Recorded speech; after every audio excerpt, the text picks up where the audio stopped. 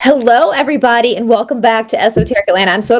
I'm so excited about this show because we have literally had to reschedule this show like 2 or 3 weeks in a row due to, well, one was due to Charlie Kirk, and we just didn't feel like it was appropriate to come on and do a show about ancient pictures and what we're learning from them when that happened. So, and then we had some sicknesses and stuff. So I'm super glad to be with my friends. I'm going to go ahead and show you guys before we get into it. So we do not forget to make sure that you subscribe if you're not already subscribed to Midwest Night Watchers. They cover, if you like my channel and a lot of the stuff that we talk about, they cover a lot of the same stuff, especially with like cryptids. You know, the theory of our history being wrong, our geography not being what it is. They're also friends with my friend Jessica, the Cryptid Huntress. So please make sure that you are over there at Midwest Night Watchers. How are you guys doing today? I'm so excited. Good. Doing good. I already saw some of the stuff off air, you guys, that they're going to be showing us, and this is quite spectacular stuff in these famous paintings that we just didn't notice before, did we? Yeah, it's exciting when you find something like a nugget in something, like you're reading something, or all of a sudden visually you've looked at a painting or a picture your whole life, and all of a sudden it's like, what is that? Well, then you start looking at it, it's like it's all over the place. Right. So we'll get into more specifics about what we're talking about. I'm kind of being coy. I don't know. Yeah. You just don't look at the main subject on that picture. You have to look at the other little things that you normally don't pay attention to. Especially with religious paintings, right? Everybody's always focused on and I'm sure it's true in all religious paintings of all religions, you're focused on the main event, Christ, and then you don't even notice what they're trying to subliminally tell you on the sides of the picture. And so I'm going to just hand it over to you guys, because you're the ones that have gone through all these pictures and found all sorts of interesting little nuggets that maybe we're not so crazy, are we? Maybe we're not so crazy. Right. So like we said before, you know, Jane's noticed it. I've noticed it. We've heard other people talk about it, and I started collecting all these pictures from either biblical text or just pictures that are in museums or historical pictures that could be hanging in cathedrals, churches. They're just from all over, and it's all basically, you know, Madonna and Christ or crucifixion of Christ. But then you start looking at what's going on in the background, like you said, and well, I'll bring up the first one just to get started. Are any of these pictures from actual Bibles? Not that I know of. I think these are all. So we didn't have any pictures in our Bible, but you know, I would be interested to go back to some of the old churches, which you guys know if you're following both of our channels, that a lot of these old churches are not what they didn't start off as churches. And so I'd be interesting to go look at some of the old stained glass windows and take a second look at some of the stained glass windows and see what's actually on them. Now that you've showed me some of these pictures, but this is a very famous picture, isn't it, of the Madonna and the Christ child? Yeah, Madonna and baby, and I can't remember who painted it or where it's at. I just found it. But if you just look at it, you know, it is obviously there's Mary and baby Jesus, and is being anointed by an angel or a cherub. But then if you start looking in the background, just start looking, okay, maybe they're in the manger, there's the oxen, but then you start looking like this guy, and what's that in the sky? Even over here, what's going on? What's going on over here? And looks like jellyfish. It's just strange. And you got this guy who looks like he's actually viewing it. Mm-hmm. So I think I have a closer up picture. Wow. Now, to me, that looks like a UFO. Absolutely. I was actually just thinking, like, a lot of the UFO experiences people have now doesn't seem like they've changed a lot since this time. They're pretty much the same.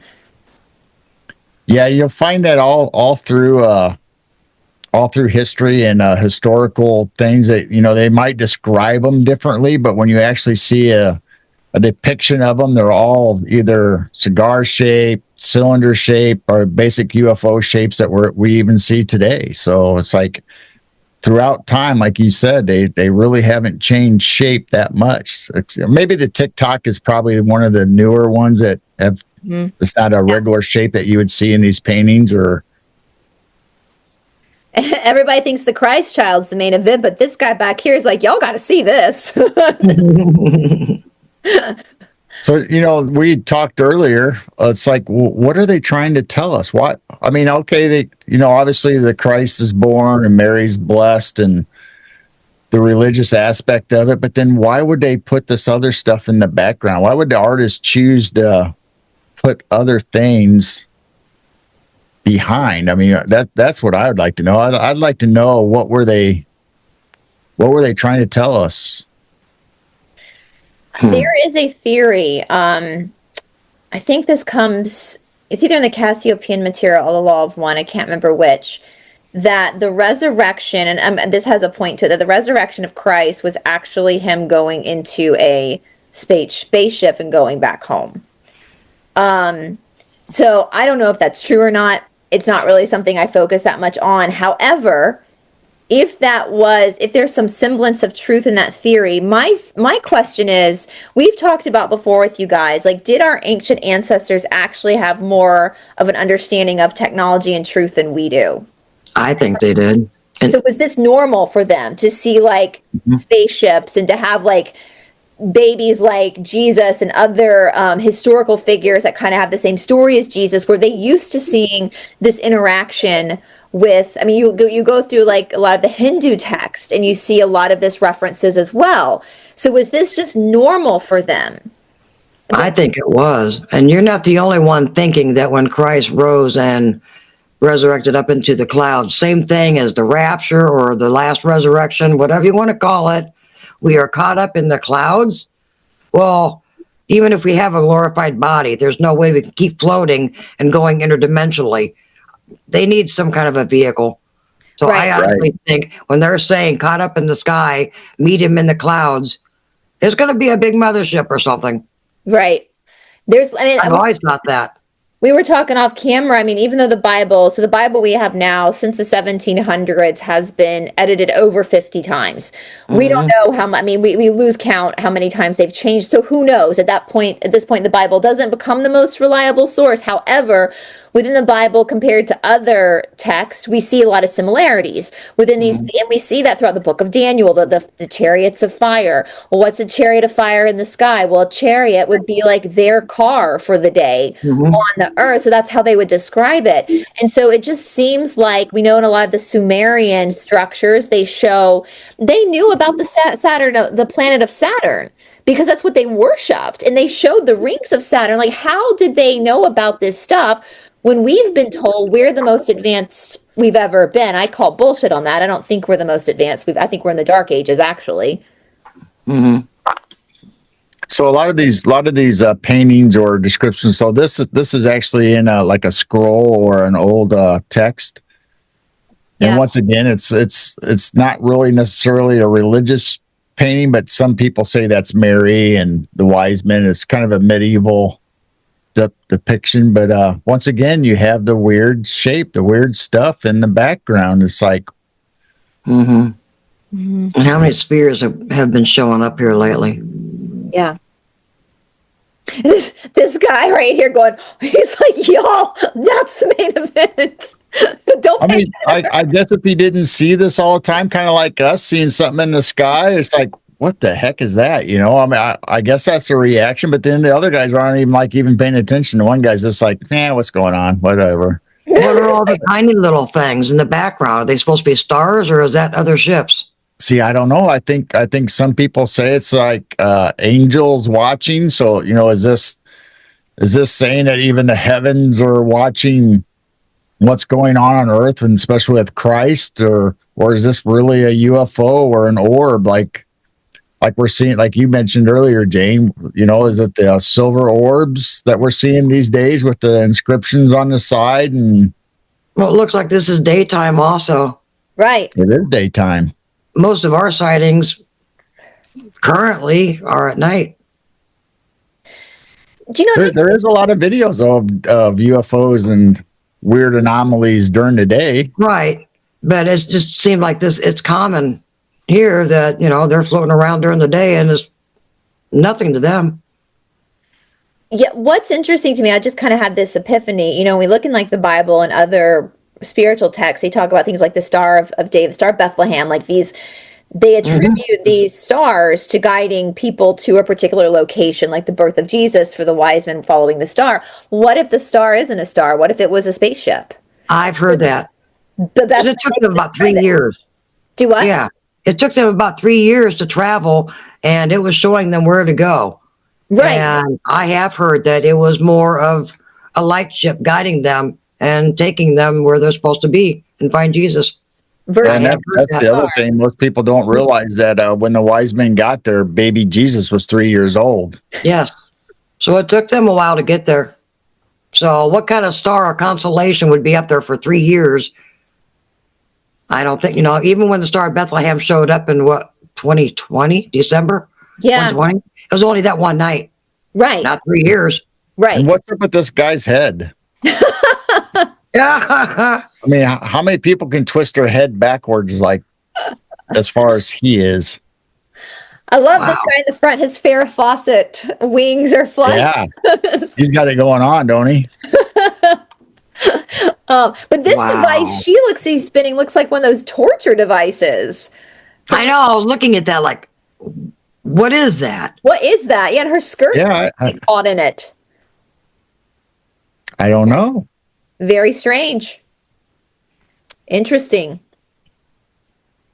And if that's supposed to be Mary, I've never seen a depiction of her with that long of golden hair. Right.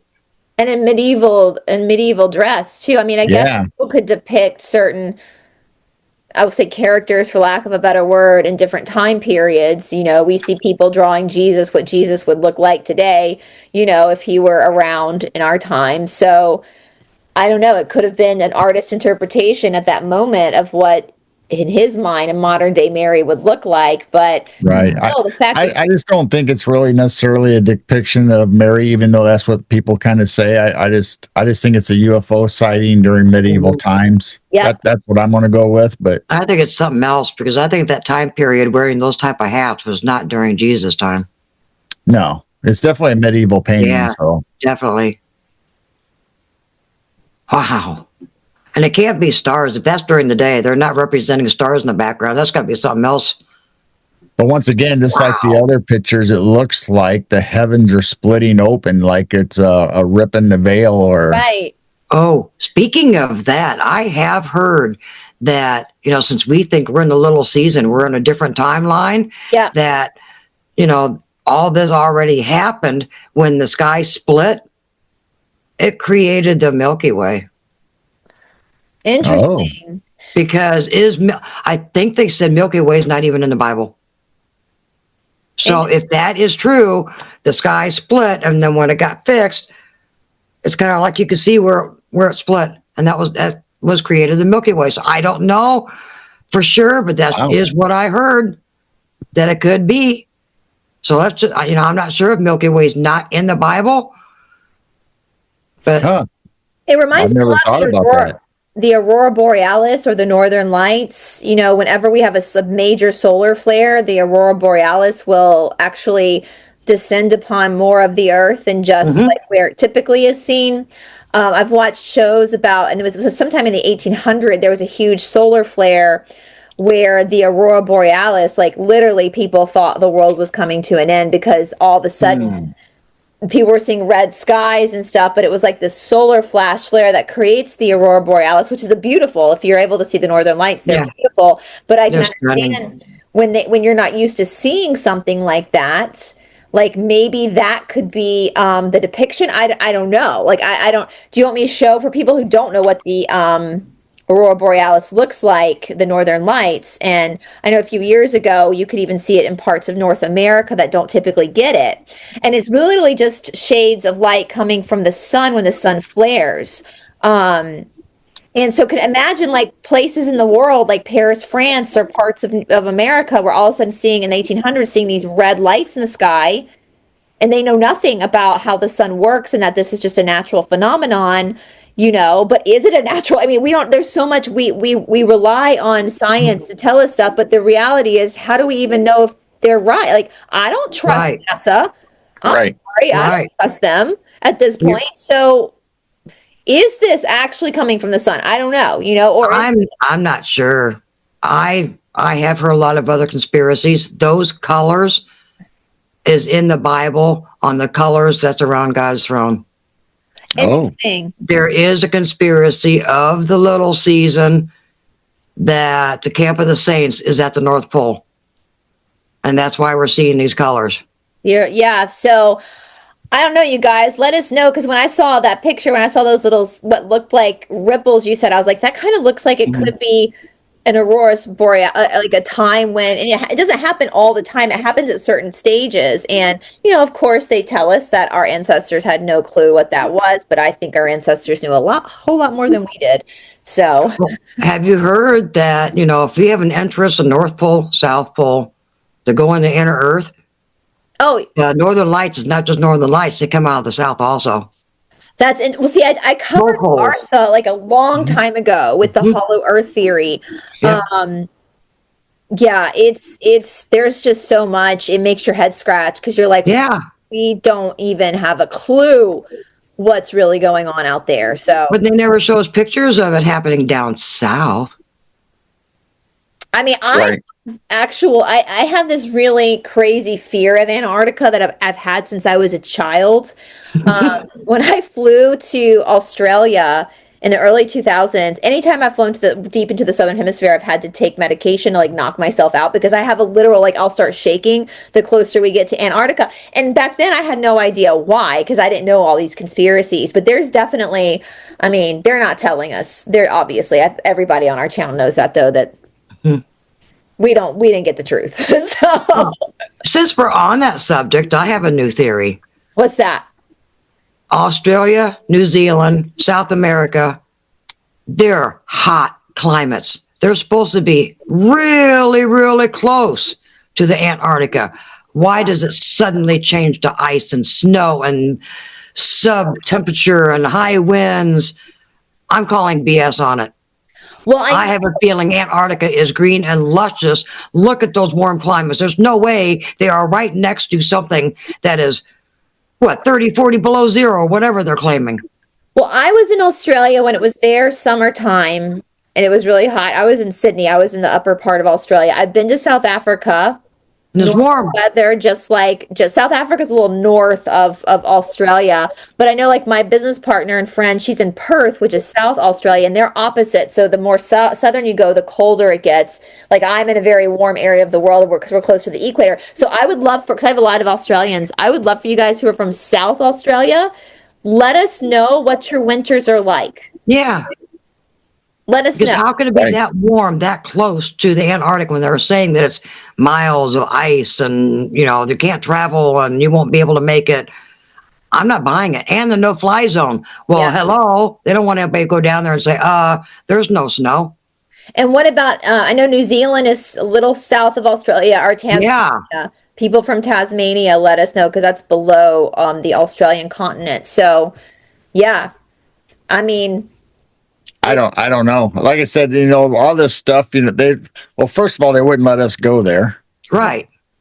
but we should be able to get close enough where you'd be able to tell, okay, when does it change to ice? And when does the water start freezing? Is there a dividing line between Australia and Arctic?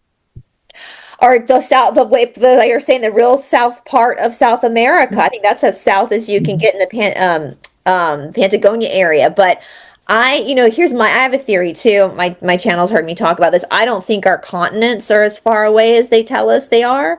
So it could be that, like, Australia and New Zealand are actually closer. We think of them as being so far away, they could be actually closer. I actually also think if you're new to my channel, welcome. Welcome to your first video.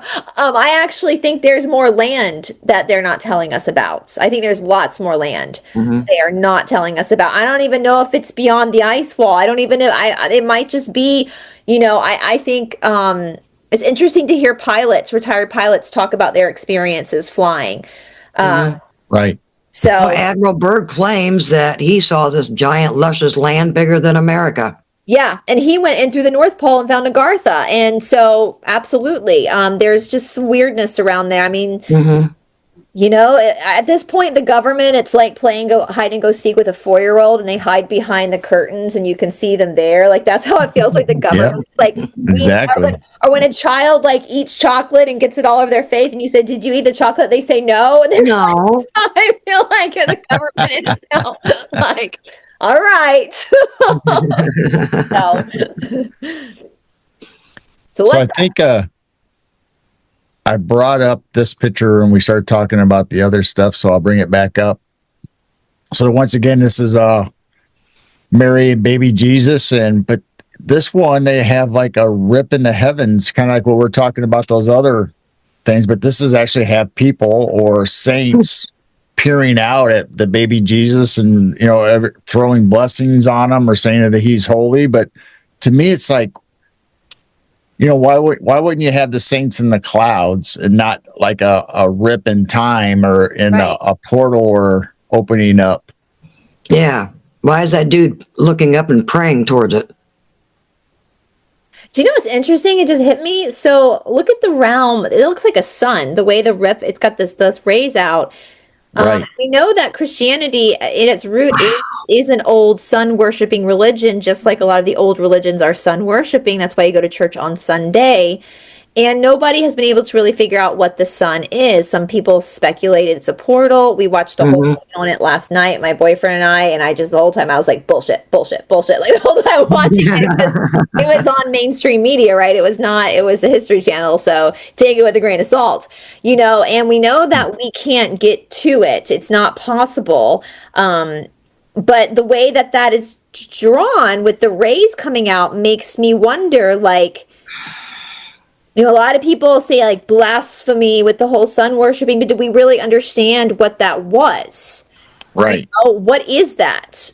Do we really know what that is, or what our ancients? Because if people believe the sun is a portal, well, that's what that looks like to me. That looks like a portal, not a ship. Yep.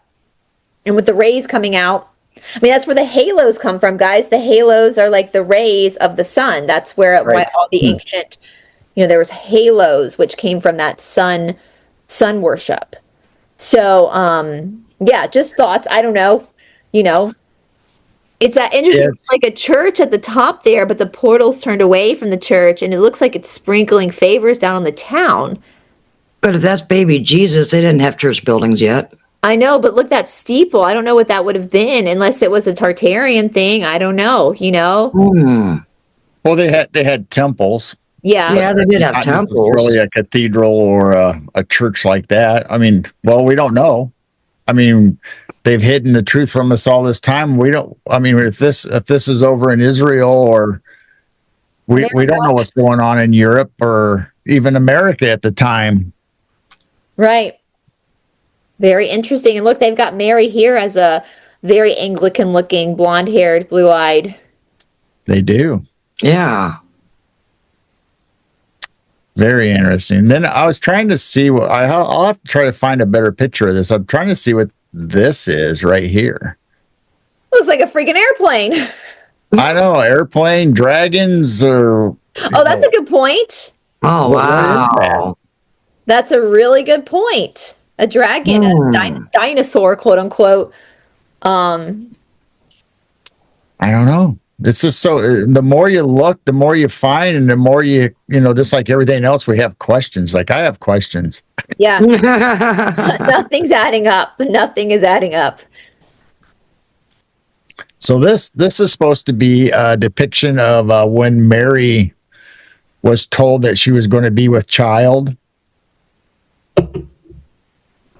But the depiction, I mean, it's really bright and colorful, and here you got this guy looking like what's going on again, like he's actually seeing something, and then you go up here.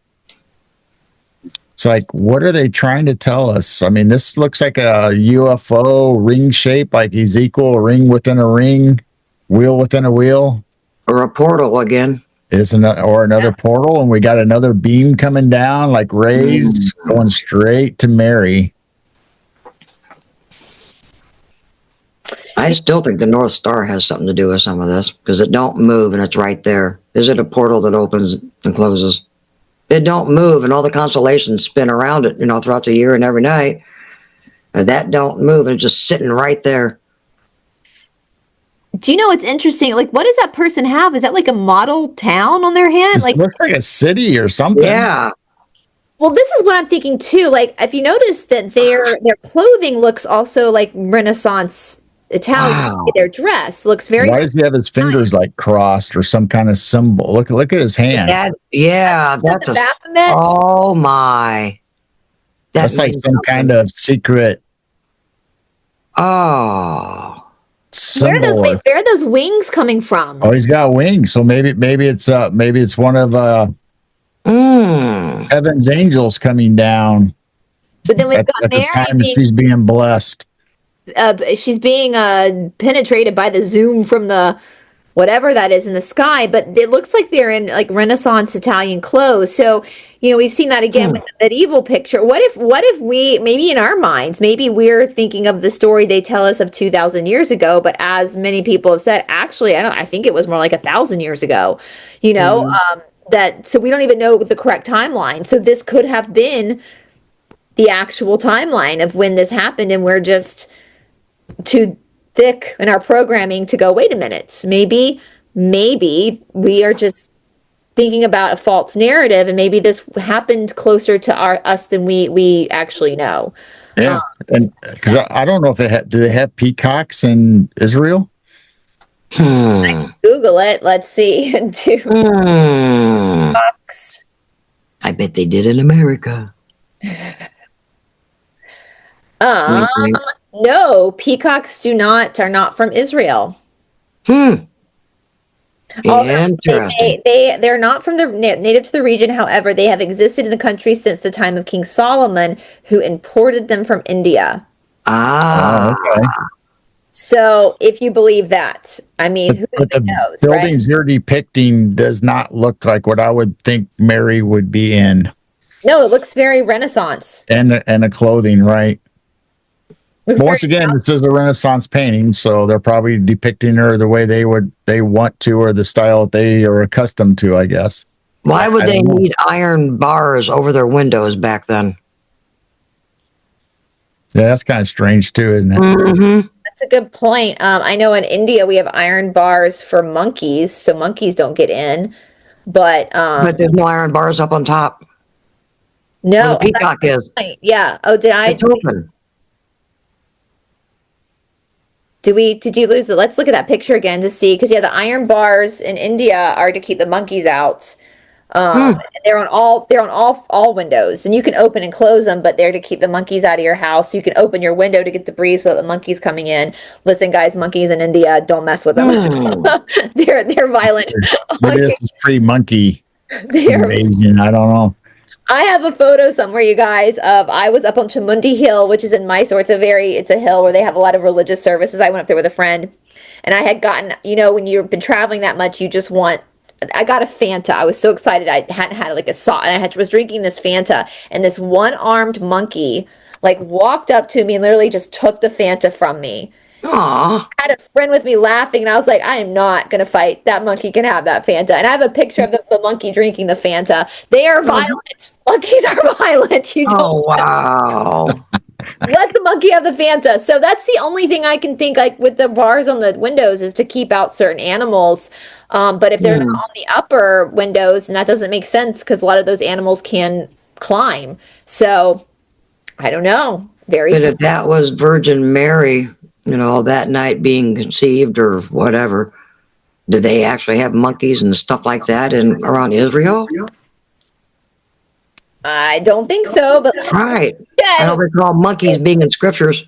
But like we're saying though, that painting doesn't really depict Israel. So where are they at? Right.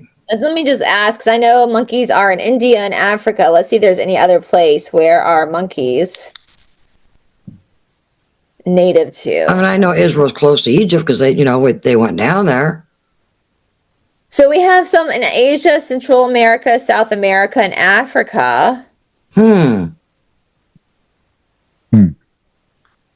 Yeah. So what kind of animals would be in Israel? They would have to have iron bars. Let's see. What wild animal? That's interesting.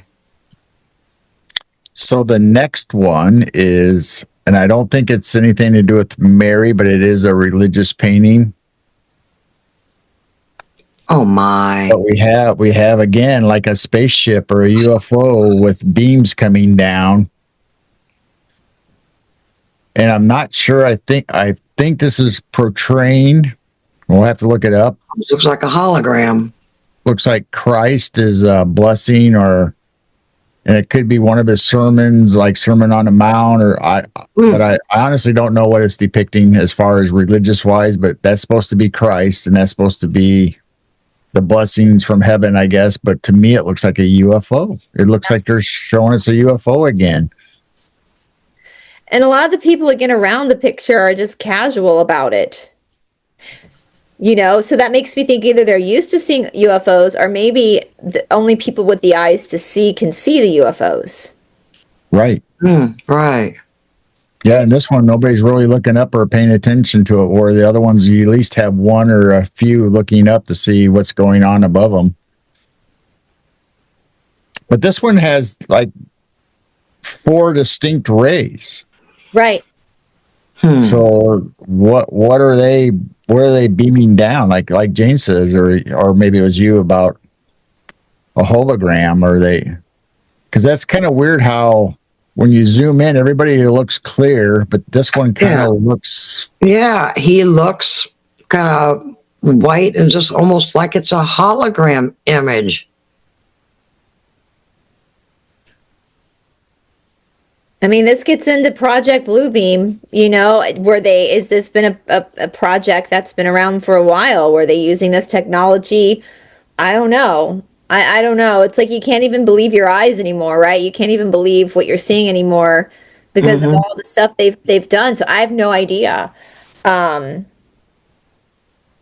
mean, some people just aren't even paying attention, which is crazy because you would think if there was a freaking UFO shining light on someone, either a hologram or not, then the whole neighborhood would be staring. But like this guy in the center, he looks like he's just kind of nodding off asleep. Yeah, right. He don't care. No, he doesn't care. And are those skyscrapers in the background? Well, I was looking at that too. I don't know if that's looks like a city hinge or if that's like looks like a city. That is, I don't know. This might sound really dumb, but did they have skyscrapers like that back in? We don't know. I don't think so. I think that, if this is biblical times, I mean, obviously the temple would be the only biggest thing that they would have, or. It almost looks like Dubai, the buildings in Dubai, but that looks like a city in the background. Very interesting. I don't know. I can't wait to see our viewers' comments in the comment section to see what you guys see and think of this. Yeah. But please let us know. Look at it, the more questions you have. I know that's the problem. You start comparing one picture to the next picture to the one you already see. It's like, okay, this is similar, but this is definitely different. I mean, like we said, you got 4 distinct beams in this one. The other ones you had like like you said, the sun shining rays down, or they have similarities, but at the same time they have differences. And then, like I said, this one, and you noticed that there's nobody paying attention to whatever's going on in the sky, if it was visible at all. Right. Right. Very strange. I think this is my favorite you showed because this is hidden. Yeah, so this is a 3-panel artwork, and this is actually in a cathedral on one of the walls.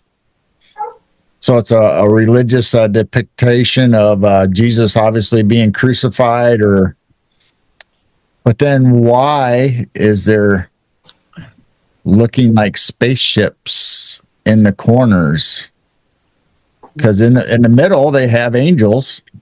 Right. Okay, so it's a holy thing. You have the saints here, then you have angels with the wings in the background, but then over here you have what looks like a interstellar spaceship, and the same thing over here. And people There's a little better view. That's amazing. And then what's really strange is, okay, we have the technology, supposedly if that's a spaceship, why is he in like rags or it's not like he's not like us that has an astronaut suit and a helmet, and Oh, yeah. he's just sitting there like he just came off of the streets. And he can turn his head backwards too. He can turn his head backwards too, absolutely. An 8-pointed star.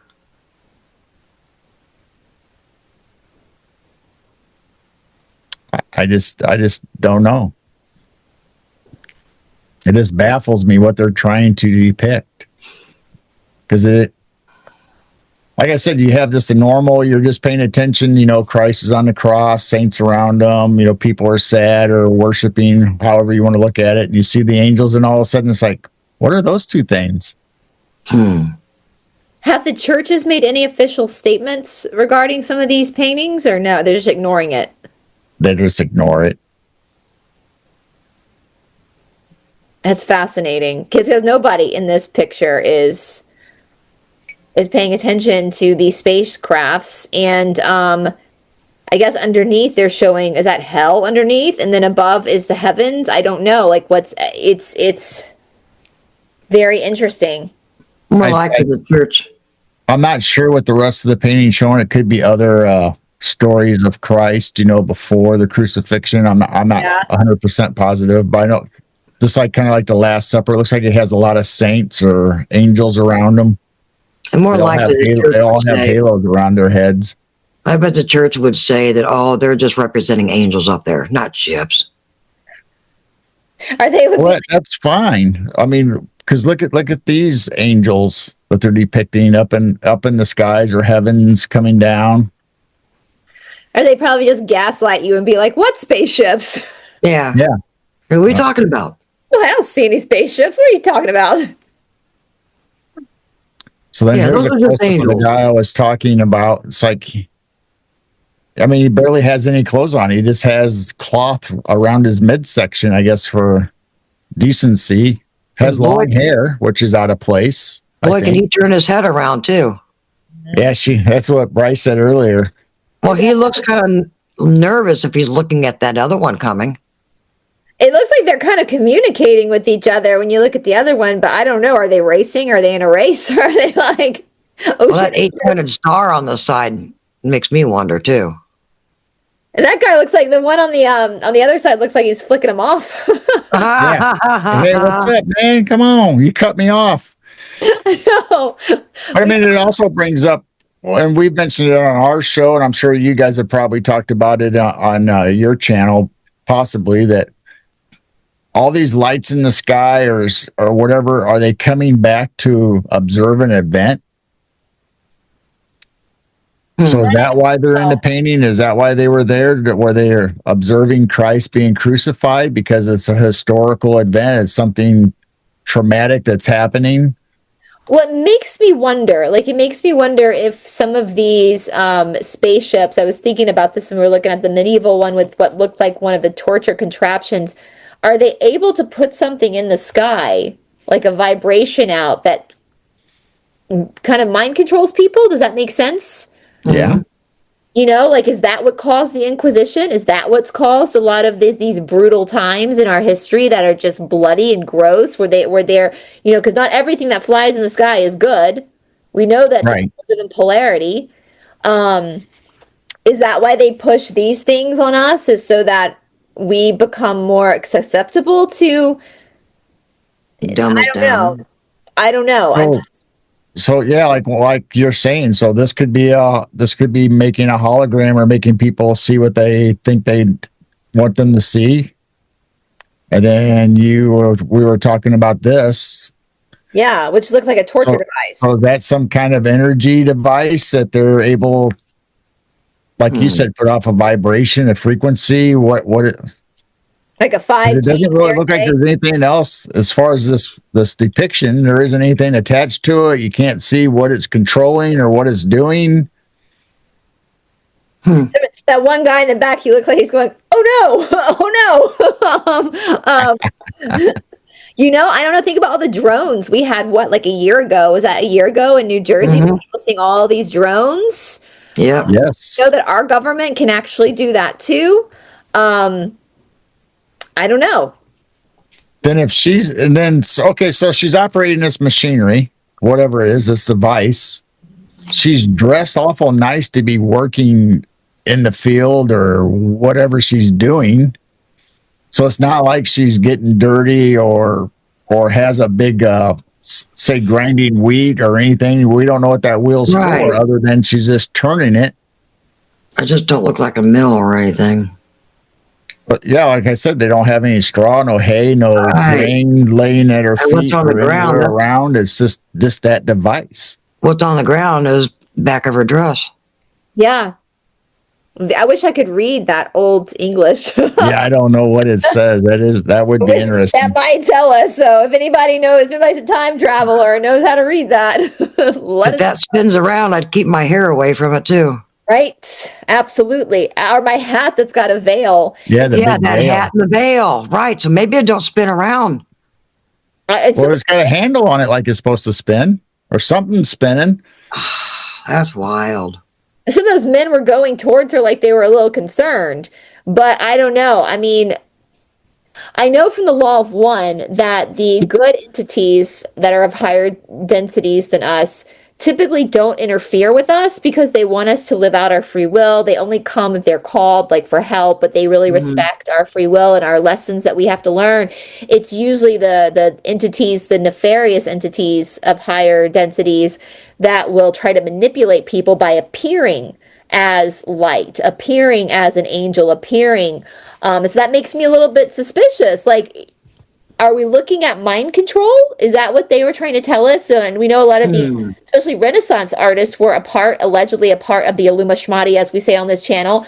Was this a way for them to, because they have to tell us what they're doing, that they are aware of these mind controls? And I don't know if you guys, like when I first opened my channel and I was doing deep dives into Project Bluebeam, I stumbled upon this French-Canadian guy named Sergei Monast. He is no longer with us. He had a heart attack after he started to expose in the late 90s.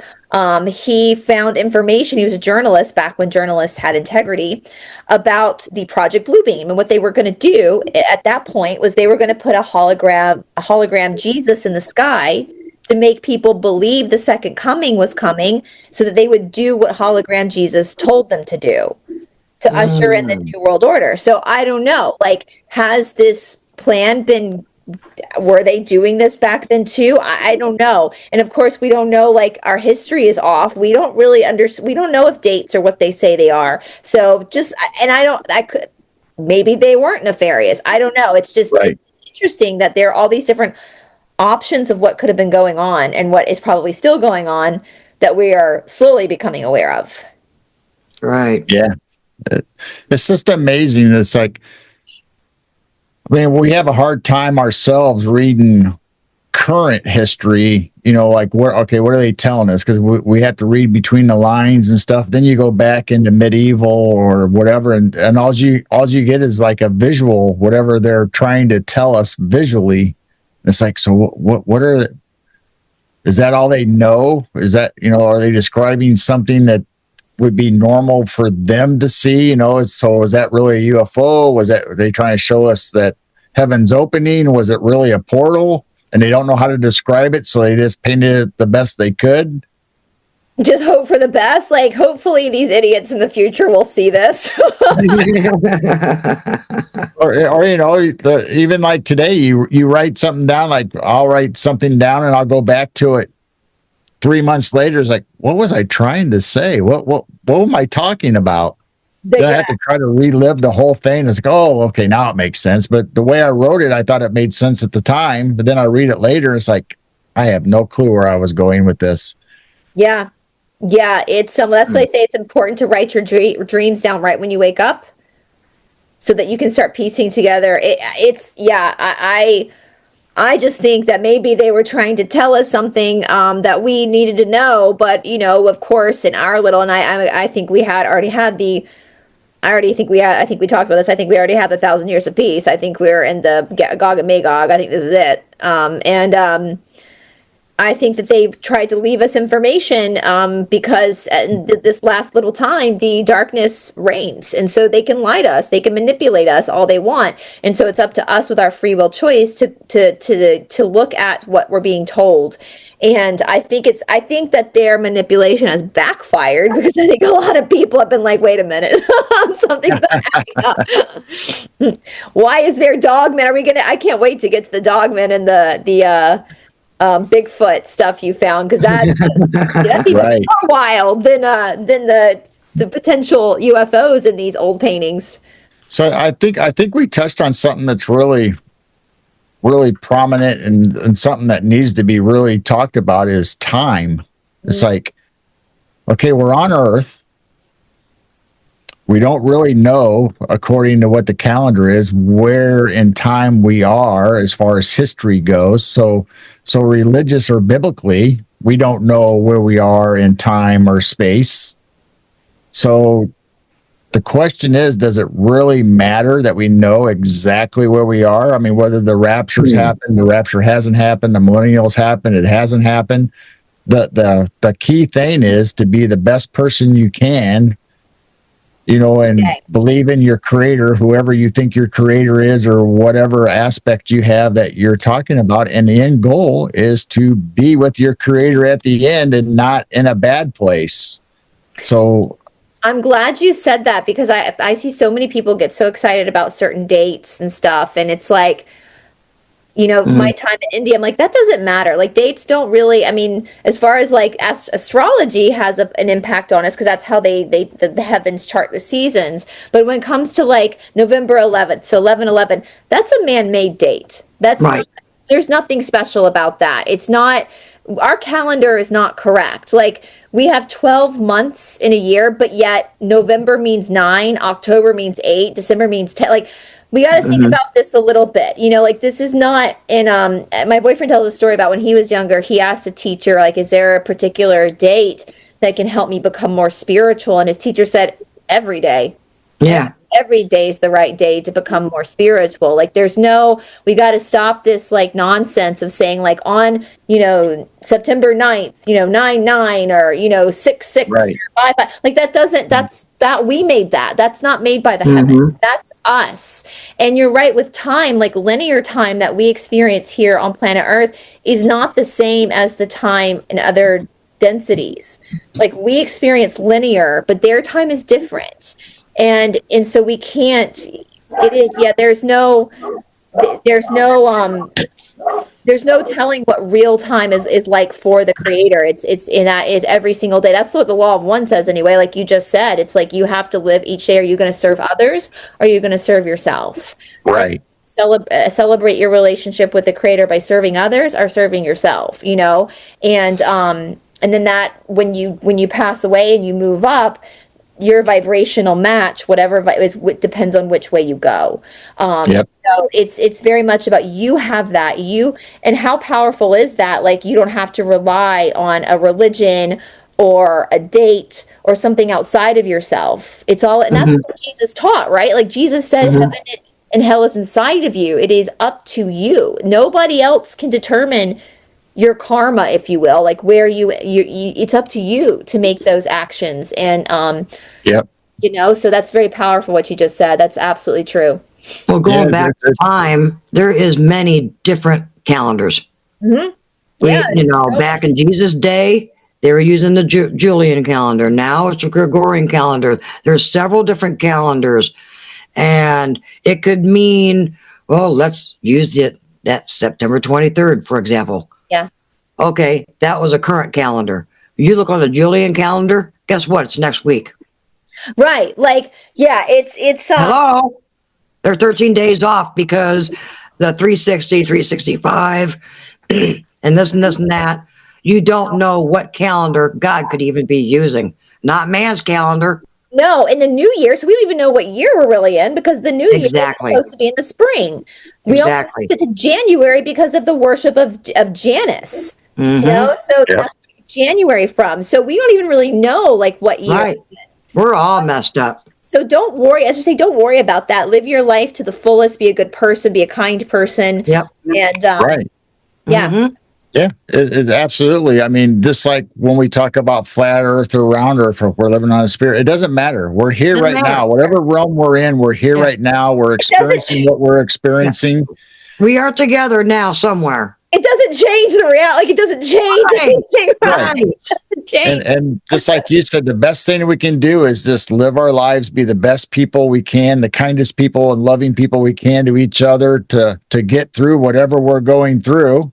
And have your personal relationship, whatever's in your heart, you know, try to concentrate on what either your spirits, your guides, your creator, however you're getting your information. Yeah. You know, try to develop that one-on-one personal relationship to see what's your plan, what's your lesson you're supposed to be going through, what is your end goal. And like me being a Christian or portraying to be a Christian, I believe that my end goal is to be with my creator in heaven and live out eternity off of this, whatever this reality here is. Whatever hellhole we're in. Well, you know, hell on earth. I like that too, because it's, you know, people get so upset about like the suffering we're going through and all that kind of stuff. But I think people are seeing this in a skewed view. We come down, we are mortal. We are immortal souls. Our souls never die. You can't kill a soul.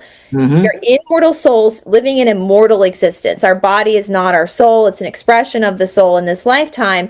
And so we deal with this suffering and this friction and this wonder in order, you know, friction is important because that's where the light comes from. A match has everything it needs to light itself, but it can't light itself unless it's struck against a matchbook. And I think so many people get so afraid of their sins. And it's like, sins are only sins when you haven't learned from these mistakes. You came here to earth to make mistakes. You came here to earth to be messy and to learn and to create that light. The more your heart breaks, the more the light can shine through. And, you know, at the end of the day, I think sometimes it's about that faith, right? Like, we have to have faith that there is more than this. And these evidence we find of these conspiracies give us a little indication that there's more to the story than we know. But, you know, it is all about having that faith. And like one of my friends in the yoga world said, you know, it's a great reminder, like, who are you when no one is watching? Right. Mm-hmm. And another thing is it's your intention. Yeah. The Bible, you know, let's go for the biblical text. It says, "Thou shalt not murder." Right. Doesn't say you can't kill or accidentally kill. It says, what is your intentions? Were you intending to be evil and cause destruction to a living thing, whether it was an animal, a person, whatever? And do you keep repeating that? Or do what is your intentions? Self-defense is something completely different. I love that because ahimsa is the first rule of the Yoga Sutras, and that means nonviolence. But ahimsa is also when you defend yourself. If someone's attacking you and you defend yourself, that's considered ahimsa too, because you are defending yourself and your family. It's all nuanced. There's nuance in all of this, and you know, but by the grace of God go I, as my mother used to say. You know, we all have these situations we go through. The original definition of sin meant just to miss the mark, that you're not understanding exactly who you are. And it is not individual things that man has created that, oh, you smoke, you're not a Christian. Oh, you do yoga, you're not a Christian. Oh, this and this and this and this and this. The Bible doesn't say that. It is turning from not following God's way and living your own life and turning and following his way. That's what I interpret it as. Yeah. And I always say, you know, God created all the cultures, all the little children in the world. And one of my favorite teachers, Ram Dass, said, you know, treat everyone like they're God dressed in drag. That all these different religions are just God expressing itself through their culture. And they're making them guilty. They're shaming them and making them feel guilty for this individual sins that they're adding works to it. Yeah, it's not, and that drives me crazy too. Like, I can't stand when people use God as a weapon. When people people in the name of God, who are you? You are just, but anyway, Mhm. it's loving, I always say my mother is a Christian, and she raised us right, because I had a really good friend growing up who was Muslim. And my mother, I remember when I was in high school, I had a youth director that like cornered me one day and was yelling at me because I wasn't witnessing to my Muslim friend. Oh, I was so upset. I came home from church and I told my mom, and I was so upset. And my mom was like, "Bryce, I don't pretend to know the mysteries of God, but I can promise you your friend and her family will be in heaven with us." And she was like, wow. "Don't you dare go over to their house. You respect them. You give them respect. That is their faith." And so Hmm. I'm really grateful I had a mom like that, because she put a Hmm. boundary. She was like, I can't pretend to know God's ways, but I'm not going to pretend that my way is the correct, And so we just have to remember Right. that it's important to that's very important. And then all this conspiracy stuff, we can just have fun with it, because our faith Yeah. dictates Yeah. that we're going to be okay anyway. At the end of it, we're going to be okay, because you can't kill a soul. Um, Right. yeah. Yeah. Like I said, it's all about your personal journey. And the only problem you would have with anybody else is if they inhibit your personal Yeah. journey, if they interfere with the path that you're trying to go on. You Hmm. don't need to afflict your views or anything on anybody else to alter their path. Yeah. I mean, if you have an open conversation, that's fine, and if that's how it goes, you can talk back and forth on what you believe, and you can disagree or not disagree, but you're not here to actually jerk somebody off their journey or their lesson plan or whatever their journey has to be to get to their end goal, and hopefully your end goals are all the same. Like I said, I, Exactly. I Right. want to be with my creator in the afterlife in heaven, and I hope all my family and friends are there with me, and I didn't stop them somehow by misdirecting them. Yeah, no, you have to. We say in the yoga world, you have to let people live their karma. You have to let them Hmm. live their path, because you don't know what their soul's agreement was with God, the journey that they decided to take in this world. You don't know what that is.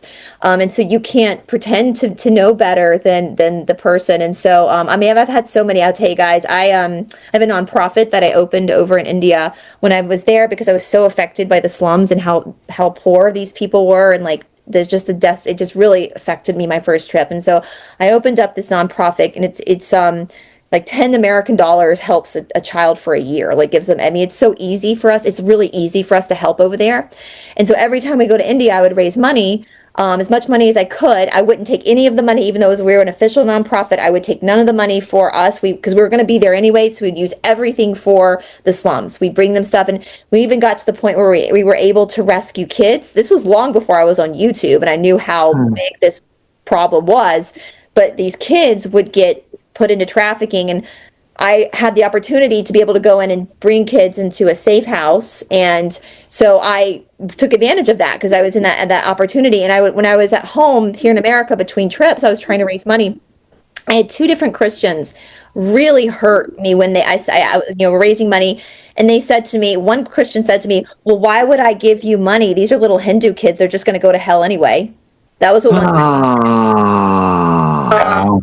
I had another person say, "Well, I'm only going to give you money if you promise to tell them about Jesus." And I was like, "Do you understand that we are trying to remove 5-year-old little girls as quick as we can out of a situation where a slumlord is my safety is in danger too? So you want me to stop in the middle of the slum when I've got a slumlord watching us to talk to a 5-year-old little girl who doesn't even speak English, who's terrified as it is about a religion that's not her birth religion? Are you Right. Wow. kidding me? I don't even think Jesus would talk to these kids about Jesus. Yeah, I think he that's would just sad. take them and put them in the safe house. Like, and so I think in a lot of ways, the Christian nation has gone way off, really just, and that's what makes me mad is when people use God as a weapon. These are precious little children. Hmm. It doesn't matter if they're Indian or American or African, they're precious children created by God. And it is not up to you to decide if they're going to go to hell or not, because they don't believe the exact same thing you believe. You know, Exactly. it's very sad. So anyway, I didn't mean to go off on a tangent there, but just be a good person. Like just Yeah. Yeah. Just be what good. did Jesus said his two commandments. all Jesus said was, love each other as I have loved you, and love thy God with all thy heart. That's it. Mhm. That's it. Pretty simple. Pretty simple. Yep. So, speaking of that, but I want to get into this Bigfoot and this dog. Yeah. This shit's All right, wild. well, Like this was like, I think we'll jump right into Dogmen. this was like when you showed me that, I was like, Oof. WTF, like surprise. Like, what is this? So if anybody's watched any of our channels, Jessica's, ours, probably yours, this is the Piri Reis map, and it's very well known as far as depicting the known Earth or the area. And believe it or not, this shows Antarctica, what we're talking about, as not having any ice or snow on it. Interesting. But we bring it up on shows because of this guy, which is a Blemmy. And we just did a show, a couple hour show with Jessica on the Blemmies not too long ago. Blemmy. But if you scroll over here, you see what seems to be a dog man dancing or whatever he's doing. With a monkey? Could be a monkey. I'm not really sure. It's kind of hard to tell. It could be a wolf. It could be I don't know. The tail looks like a monkey. But it's definitely a dog head on this guy Yes, right here. definitely. Dog man over there. So here we have explorers, people mapping out known lands, and then they put a Blemmy and they have a dog man. So I mean that's what I think is interesting. So just like our religious paintings, what are they trying to tell us? Was there really a people, a civilization of dogmen on this continent that they came to, and they made it important enough that they thought, okay, we need to put this on the map? Do you know what's interesting about this too? I learned this just recently, and I don't have a lot of verifiable proof about this. That's why I haven't talked about it on my channel. In Georgia, we have a lot of fake lakes. Lakes that have been created where they drowned out towns and cities. Jessica and I have talked about that.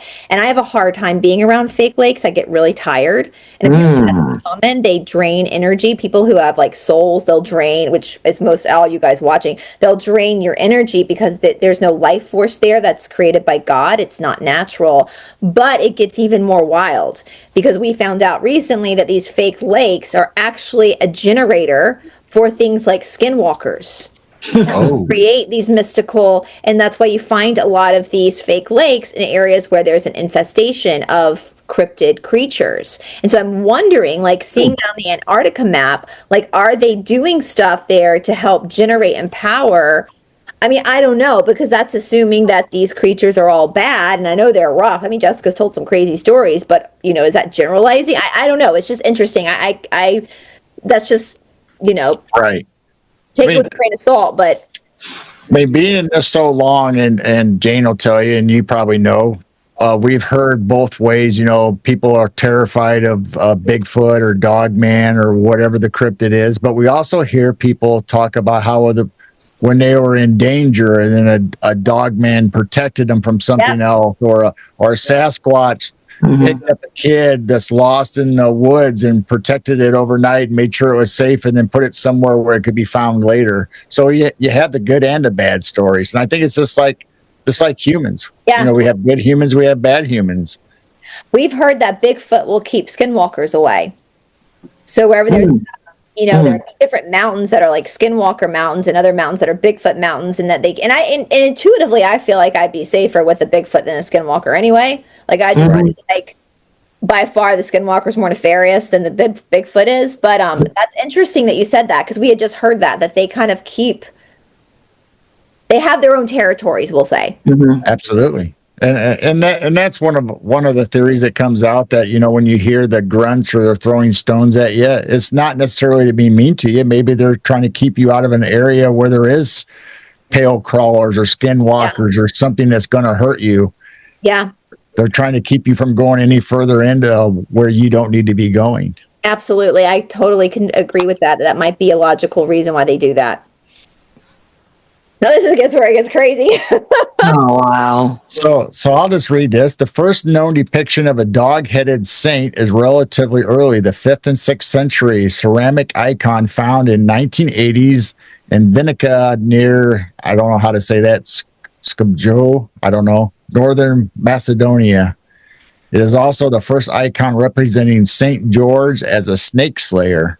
So here we have Snake Slayer. So here we have the two saints, the dog-headed Saint Christopher, and then we have Saint George, the snake slayer. I guess that'd be a good show to do on Saint George, also. I guess. I Yeah. don't know much about saints because I grew up Presbyterian, so we didn't have. But you know what's interesting? The snake slayer. I think they're talking about the Lizzies. That whenever I hear that, they're talking about Lizzies because we look at like the missing books of the Old Testament. There's some Adam and Eve books where the snake in the tree is actually depicted as a lizard person, like not a snake, but an actual. Satan's a serpent. Yeah, he's a Lizzie man. It's a totally different thing. And so when you say snake slayer, I think these are Lizzie slayers. Yeah. There you go. That makes more sense. So then we have, I should have wrote down what this cathedral was. I just saw the picture, so I grabbed it. So here we have this cathedral, this big giant church. Beautiful. And it has the normal stuff like we were showing in the paintings before, where you have Christ and you have saints or the apostles and religious things. But then right up here, you have all these individual like little stories or storyboards that they carved in of stuff going on. Well, when you get a closer look, that same section is actually, they have dogmen. No way that's carved. Assumingly, like this guy, I'm assuming has the halo as a saint.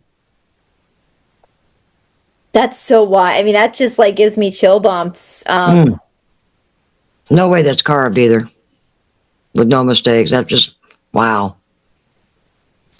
So it's just bizarre to me why, so if Saint Christopher wasn't a dog man, because all the paintings and everything depict him as being a dog-headed saint. Mm-hmm.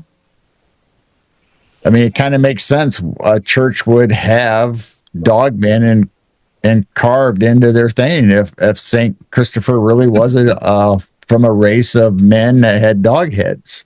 Does that mean dogmen and Saint Christopher actually spoke? Yes. And communicate to people back and forth? Does that mean the dogmen possibly could now? Makes you wonder. Do you know what's crazy too? The dog in other faiths is actually a representation of like Archangel Michael as well.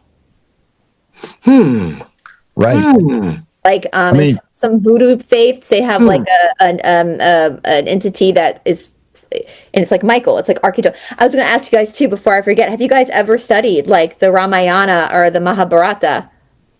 No. Oh, I think you guys would be fascinated because you have like Hanuman, who is my favorite Hindu. He's like the Archangel Michael of the Hindu pantheon. He's a monkey god. Oh. In the Ramayana, my favorite story of him is in the Ramayana, but he can fly, and then they have, of course, Ganesh is a human body with an elephant head. And I think for most of our modern times, we've thought that these were just stories of like metaphor stories. Mm-hmm. Right. And some of the Ramayana is metaphoric in a lot of ways, but where were they getting this idea that there was a monkey god? And you said it was flying? He can fly. Hanuman. Flying monkeys. Yeah. He can fly, Hanuman. He's my favorite of all of the Hindu because he's cheeky. He's kind of naughty. And he represents in metaphoric stuff, he represents our courage, the courage of the human spirit. Oh. But there's also, I don't know, they talk about in the Ramayana, they also talk about Agartha and the serpent beings that live under the ground. So yeah, interesting for you guys to read that. Yeah. That would be interesting. I mean, just like we talk about other cultures, other civilizations, just like the Egyptian culture, they had the dog-headed men in there as their god, and they had the wing beings and the avian gods. I mean, they had all different kinds of depictions of animals or chimeras or however you want to describe them. So it kind of makes sense that one of our saints was a dog-headed creature. One of the Egyptian saints or gods was a dog-headed creature. And cats, I'll show you guys some images of Hanuman so you guys can kind of see, he's depicted, he has very human-like, a lot of their deities that are not human have human-like qualities, but they're not, they're definitely a monkey god. And I yeah, have seen the pictures of the elephant god. I have yeah, seen those Ganesh. pictures. I have a little Ganesh. Somebody gave me a little Ganesh here that I got from one of my really good friends in India. Ganesh, he's like for luck I have him. But yeah, and the thing about what people don't understand about Hinduism is that Hinduism is a monotheistic religion. It's not multi-gods. They believe all of these deities are offshoots or aspects of the same god. Ah, And they have a tri-head too, just like we have Father, Son, Holy Ghost. They have Brahma, Shiva, Vishnu. They have a tri-head as well. And so it's very similar. You find it's very, very similar. And so like here's Hanuman with Ram God in his heart. And so I think it'd be fascinating for you guys. I mean, look, here he is. Okay, so here's one, the legend of Hanuman carrying a mountain. oh, Oh, And they have Referring- definitely a lot of clues about spacecrafts and stuff. So I would be super fascinated for you guys, since you guys know so much about, to take a gander at some of these old Hindu, like the Mahabharata or the Ramayana, just to kind of see what you guys notice. Because when I started studying this stuff, I was studying it as all metaphor. I was not looking at it. This was long before I got into this YouTube world. I was looking at it as religious metaphor. That was it, not potentially cryptid and potentially right.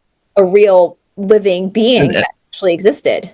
And that's kind of like us. We grew up in the church, the Christianity, and we hear all these stories about, the apostles and, the natural, the miracles of Jesus and what he did, turning water into wine and all the miracles he did. And, growing up, I kind of thought, well, that's kind of strange. I'd like to know more about that, but the church never really tells you more behind the miracles or anything, just that it happened and act of God. And it's so weird that now that we're like you're talking about, we look at stuff and it's like St. Christopher with a dog head. I know.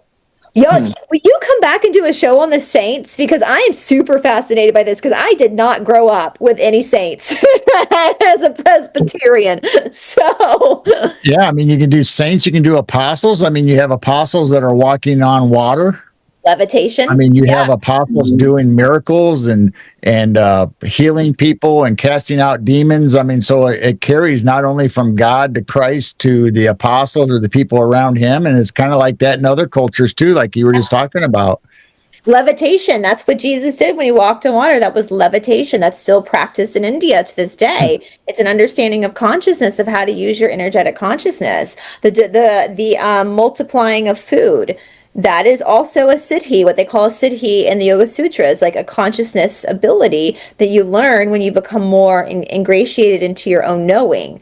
Reiki healing. It's crazy to me that so many Christians don't like Reiki, when it's like that's what he was doing. That's what Reiki is laying of hands. And in the book of John, Jesus says, "I do these things, but you will do them better. You will do that. You will learn to do them better." And so it's wild to me. Yeah, but and that's what's so beautiful about all this stuff. We see all this stuff, all these different cultures, and they all seem, you got the Yeti. What is that in Asia? Which is a Bigfoot, right? A Bigfoot in the snow. Right. Yep. Like a snow Bigfoot. Snow Bigfoot. The story I was reading the other day was about King Solomon, supposed to be the wisest of all the ancient people during the biblical times. Well, he had a ring that was supposedly this like the kings in Egypt and that they had like their stamp with their thing on it. Well, King Solomon had that also, and it was supposed to be a power from God, bless that ring, that he could cast out and deal with demons. So Solomon, if you read in the Apocrypha books, that he dealt with demons all the time, either bringing them to him or getting rid of them, because his job was to get rid of all demons off of this plane, this earth. The keys of Solomon and lesser keys of Solomon are still used by black magic occultists to summon demons. That's when I learned, when I started studying the missing books of the Bible years ago, the New Testament stuff was very enlightening as far as like, oh, yeah, this makes sense. This is way more peaceful than what the canonized stuff says. But the Old Testament stuff, that's where it's juicy. Like, that's where it's really juicy. The stuff they left Right. is not the good stuff's in the missing books of the Bible from the Old Testament, because I learned that's where I learned that Yahweh is actually Moloch. That's a name for Moloch. So be careful when you say you worship Yahweh. That's not God. That's Moloch. The child, the where you burn babies. That God. And that's when I learned that Jehovah is also a name of one of Lucifer's main demons. Oh, wow. Like, that's why they left this book out. That's why they did that. I see. Yeah. You know, so it's we also learned that in the missing books that Jesus was actually not Jewish, he was Egyptian, which it doesn't matter what Right. ethnicity. And I heard he was in a scene. Yeah, scenes mean priesthood of Isis, or priesthood of Isis, that's seen as Isis. Mm-hmm. He was Egyptian. Nazarene Essenes, yes. So that goes into more conspiracy then about why they would have made him Jewish, which is a totally different story for a different day. It doesn't matter. But yeah, it's very fascinating, those missing books. They're juicy, guys. Like, get your pop. Sodom and Gomorrah. It was not homosexuality, guys. It was not. It was abusing children. Ah, Mm. wow. Mm-hmm. So if you go through the apocryphas, like we were just talking about, and you hear other renditions or added more details to the canon, Jesus in the apocrypha supposedly said that Solomon was the wisest, and what he did, I tell you now that I am here and better than Solomon. And they was talking about how Jesus was here to get rid of demons and to cast them out, just like when he was dealing with Legion and he took all the demons and put them in the pigs, the swine, and drowned them. Yeah. So he was telling us right there in a short little thing that he has control of this world and otherly worlds. It's guys, I don't know why my timer is going off. I just realized that. If for some reason, I hope that it's never done this before. So I'm hoping that nothing happens when it goes out. So I apologize if it does. We'll sign right back on again if it does. But yeah, there's so many more mysteries to what we know. And that's what's interesting is, we know from the law of one that we are not in the density of knowing. Like, we're not going to know everything here on planet Earth, which I don't think anybody has told the scientists that yet. That we watched a really good friend of ours defend his thesis. He's a yoga friend of ours in physics. And one of his professors, my boyfriend noticed that this professor was like, didn't like it when our friend used infinite possibilities. So there were infinite possibilities. She wanted a numeral. And I was like, these damn scientists, man, they've limited us. Like, of course there are infinite possibilities. Like, we can't know God. We know we have a veil. My boyfriend on his new channel just talked about the purpose of the veil. We know animals don't have veils. That's why our animals can see things that we can't see. That's why animals are pretty peaceful with death, because they don't see it as death. And so, yeah, there's just so much possibilities. Is there any more pictures you want to show? Yeah, I mean, I have a bunch more of kind of religious, historical, kind of what we were talking about before at the UFOs, but these are all dogmen and St. Christopher. So we'll go through them, and then we'll get to some of the other ones that we've found. The Sasquatch. Oh. Saint Sasquatch. I love that one. If that one's not telling you, something's not right. Wow. I don't know why it is. So Jane, you want to tell everybody what you normally tell me about where St. Christopher and the dogmen came from as far as biblically? Well, I was watching a show and they were talking about Canaan and the Canaanites, that they were canine, that they were dogmen. And if you look up knights, as in Canaanite, but now it's Canite, you look up the helmets. No human person can put those helmets on. They've got snouts. They're shaped differently. They look like they would fit onto a dog, not a human. That is, well, in the Bible, they do talk about how the dogs are dirty. Yes. Yeah. That's crazy to me because I'm such a dog lover, but it's like maybe they weren't referring to like our actual dogs. Maybe they were referring to something else. You know And what? then I heard when we were talking about Egypt and America, that Canaan was actually Canada. That is, hold that thought. What I'm going to do, you guys, I'm going to stop recording, then hit recording again. I don't want the thing to shut off because I don't know what's timing it. So hold on 1 second. I'm just going to stop recording, then hit recording again. And of course, this is an incredible time to pause it to talk about our sponsor of our video today, which is, of course, Fusion Body Studio. This is a studio that I run online with my friend Paula down in Australia. We are an at-home gym, an at-home fitness boutique that not only focuses on your physical fitness, but also focuses on using your body to access your spiritual points, your energetic points, by bringing health and blood flow and oxygen to those places in the body.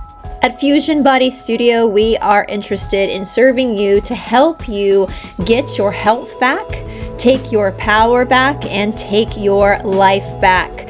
Not only do I have videos up on Fusion Body Studio, but we also have other master teachers who are contributing to this online platform.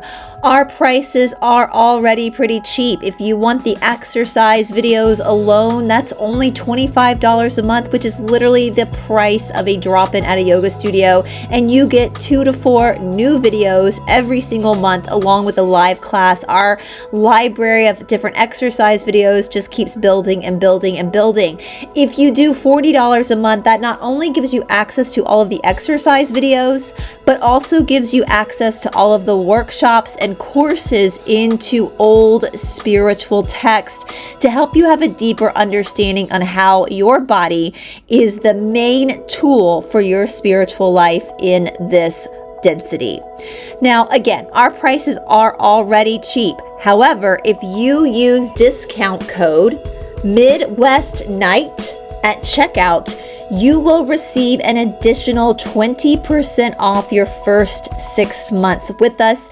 That is discount code Midwest Night in honor of our guest on the show today.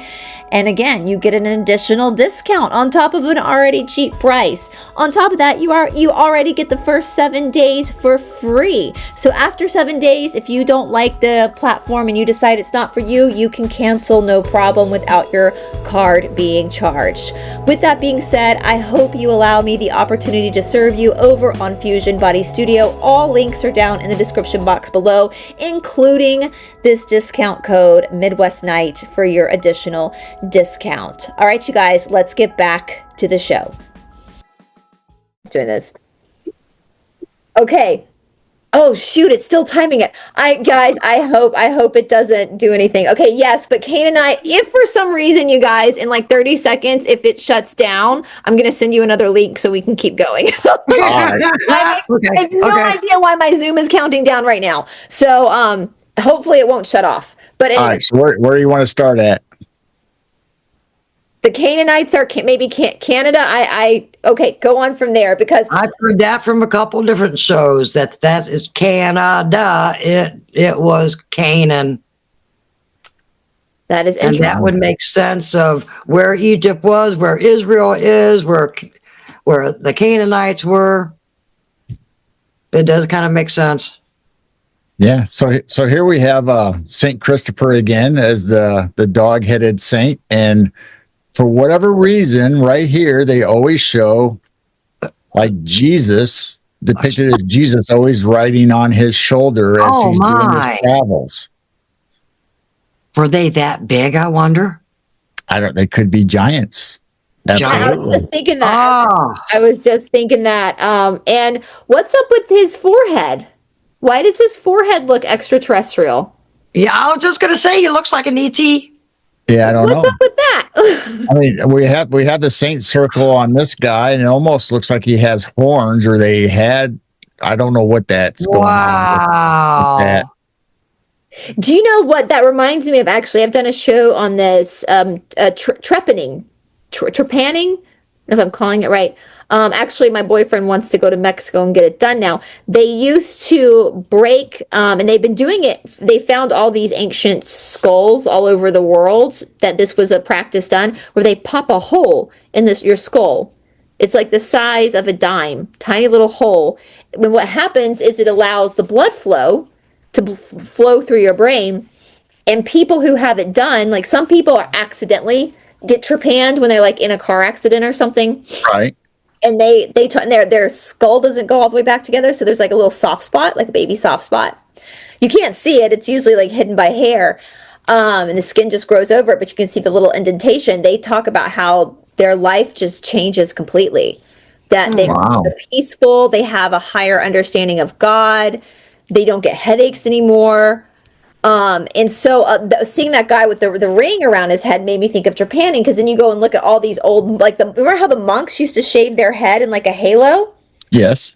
That was to show that they had been trepanned. So they could show that they had, and they still even do it in like Africa. They'll do it. You can go to certain places that the American Medical Board is trying to get it to be legalized here for doctors to do, because it does help with migraines. You can go and get it done in like Mexico. You stay awake for the whole thing. And there's a whole documentary on it. I had a hard time watching it because they actually show people getting trepanned and the amount of blood that comes out. But people say that it doesn't hurt. They can't really feel it. But anyway, so seeing that ring on his head makes me wonder if that's another sign of what they used to do in ancient, all over the world. They're finding skulls all over the world. And even in animal skulls where they've trepanned like horses and cows too. Right. It's crazy. It's wild. So I don't know. Maybe he's just an alien. I don't know. Maybe he's just an alien. It's an alien. But they talk about how you don't actually have pain receptors inside of your brain. So you're right. So doing the little hole or exploratory surgeries, you don't necessarily have to have pain medication or anything for that. It's just for the rest of your body. Your brain will send out a signal, say, hey, you should be in pain right now, but you're not really feeling the physical pain. Well, do you know that saying, I need this like I need a hole in the head? Right. Where it comes from is trepanning. Oh.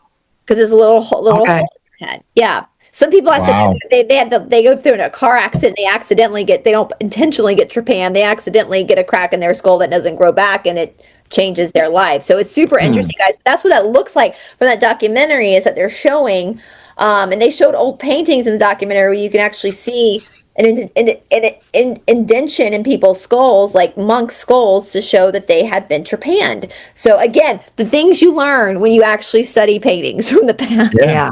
I mean, even the old mummies or the skeletons we find, a lot of them have the holes in their skull. So it might not be because somebody clubbed them. Maybe it was a medical procedure.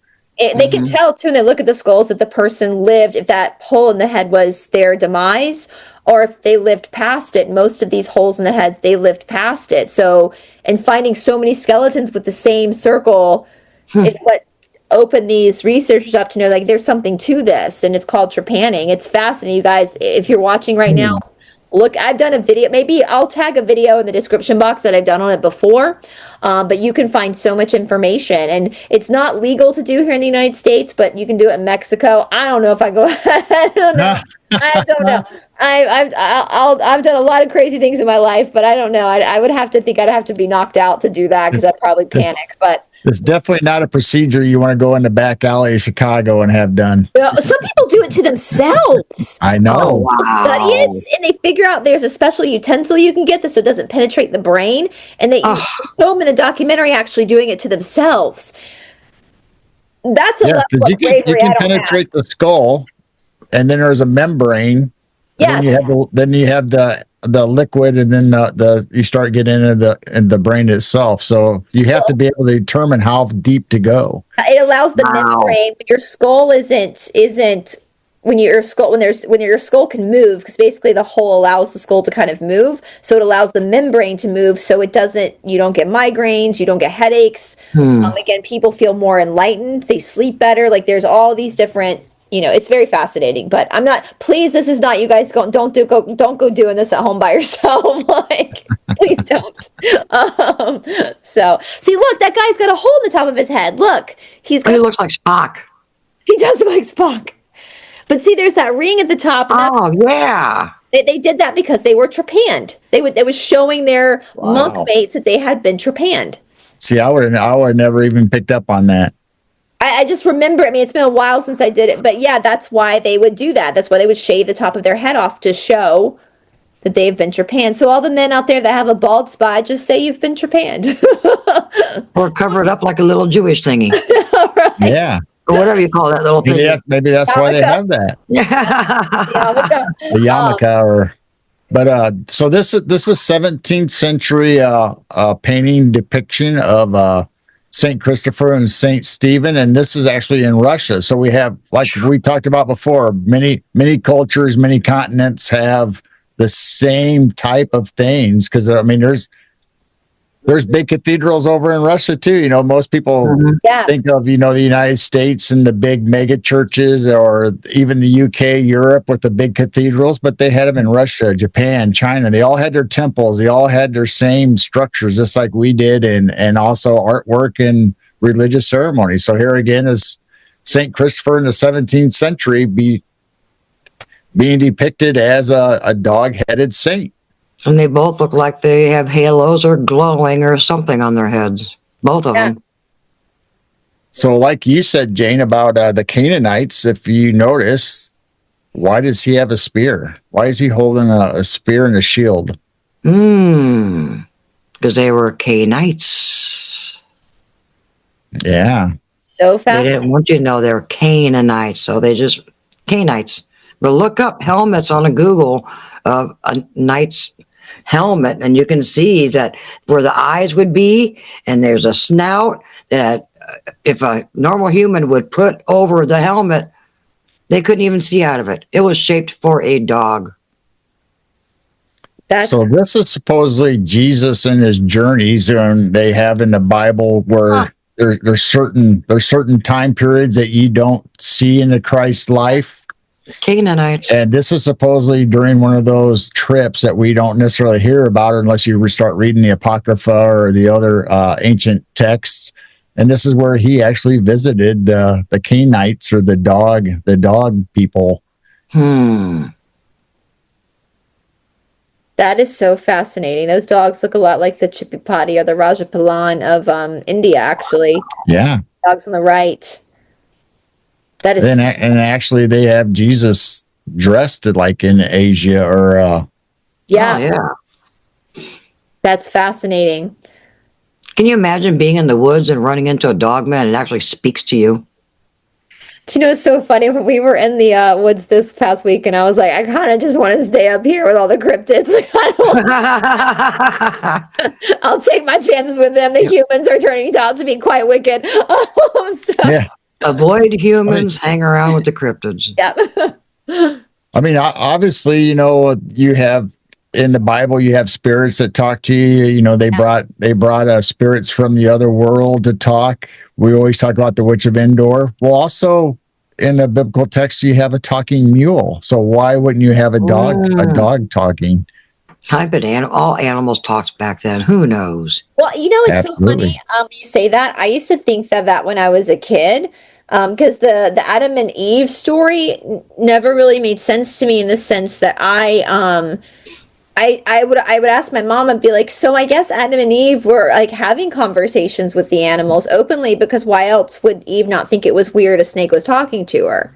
That was just a normal Tuesday. So obviously before then we could totally communicate with the animals, and the animals could with us. Because she just chatted with the snake. And my parents always look, like when you find, and my mom was like, well, she thought it was like a thing of God. I was like, but no, they talked about how God was down there chatting with him too. So. Yeah. And it's not like she ran away and hid from the snake or the serpent and wasn't fearful. They just had a conversation, and obviously even the serpent is said to have sold her, and, cause you had to get her into your confidence to lure her one way or another, or whatever the story is. Absolutely. And there had to have been an established rapport there, established goodwill relationship. So I'm glad that you guys brought that up because I used to think about that as a kid. Like, I think they were talking to the animals before the fall of man. I think, and I remember as a kid, like in Sunday school, my mother actually got into a fight with my Sunday school teacher once because she told us animals don't go to heaven. And my mother was like, bullshit, they go to heaven. It's in the Revelation, the horsemen, but whatever. But these Sunday school teachers be like, well, animals can't accept Jesus as their Lord and Savior. And I'd sit there and be like, well, they don't have to. They didn't fuck up. We did. Right. I've heard that too. Like, oh, only horses are in the Bible? Really? That's a little weird. Like they didn't eat from the tree of knowledge of good and evil. We did. So like, why they don't need to save? Like I remember like this, nothing's adding up. Things are not adding up. But Right. but yeah, I'm glad you guys picked up on that because that is in the Bible. As a little kid, I was like, there's got to be something more to these animals because Right. Yeah. yeah. I mean, me and James talked about that all the time, or we'll start getting on the subject, and it's like when we get to heaven, okay, I don't necessarily want a mansion. Jane doesn't want a mansion. We just want a simple cabin, I want with a log maybe a cabin. creek or a river, and obviously, I want a dinosaur or a dragon that I can ride. I don't need this huge place. I just want a tiny little log cabin with a surround porch all the way around, looking at a waterfall and mountains. Well, that's what people say. Like, people have near-death experience, see that sometimes they see all their dogs like waiting for them. Yeah.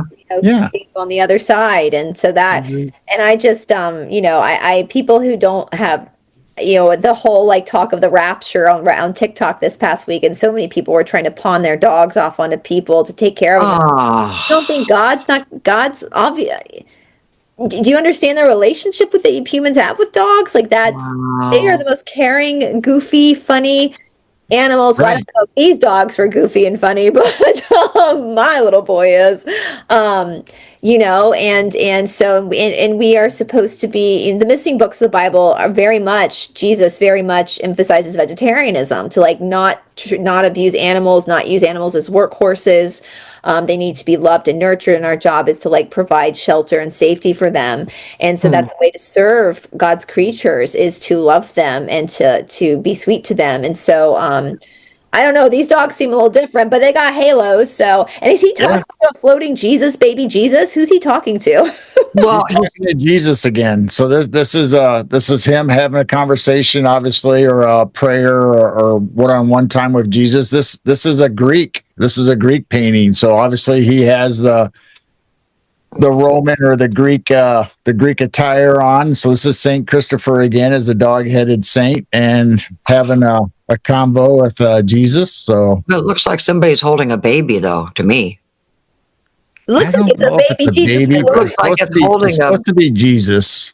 And I think that's his hand out with it. I think his hand in his. Okay. Now I see it differently. It almost looked like it was like a female holding a baby. But he's supposedly peering down or coming out of heaven. And like I said, most of the pictures, if you start going through all these pictures of St. Christopher as a dog-headed saint, he'll either have Jesus on his shoulder or he'll be somewhere in the background somewhere.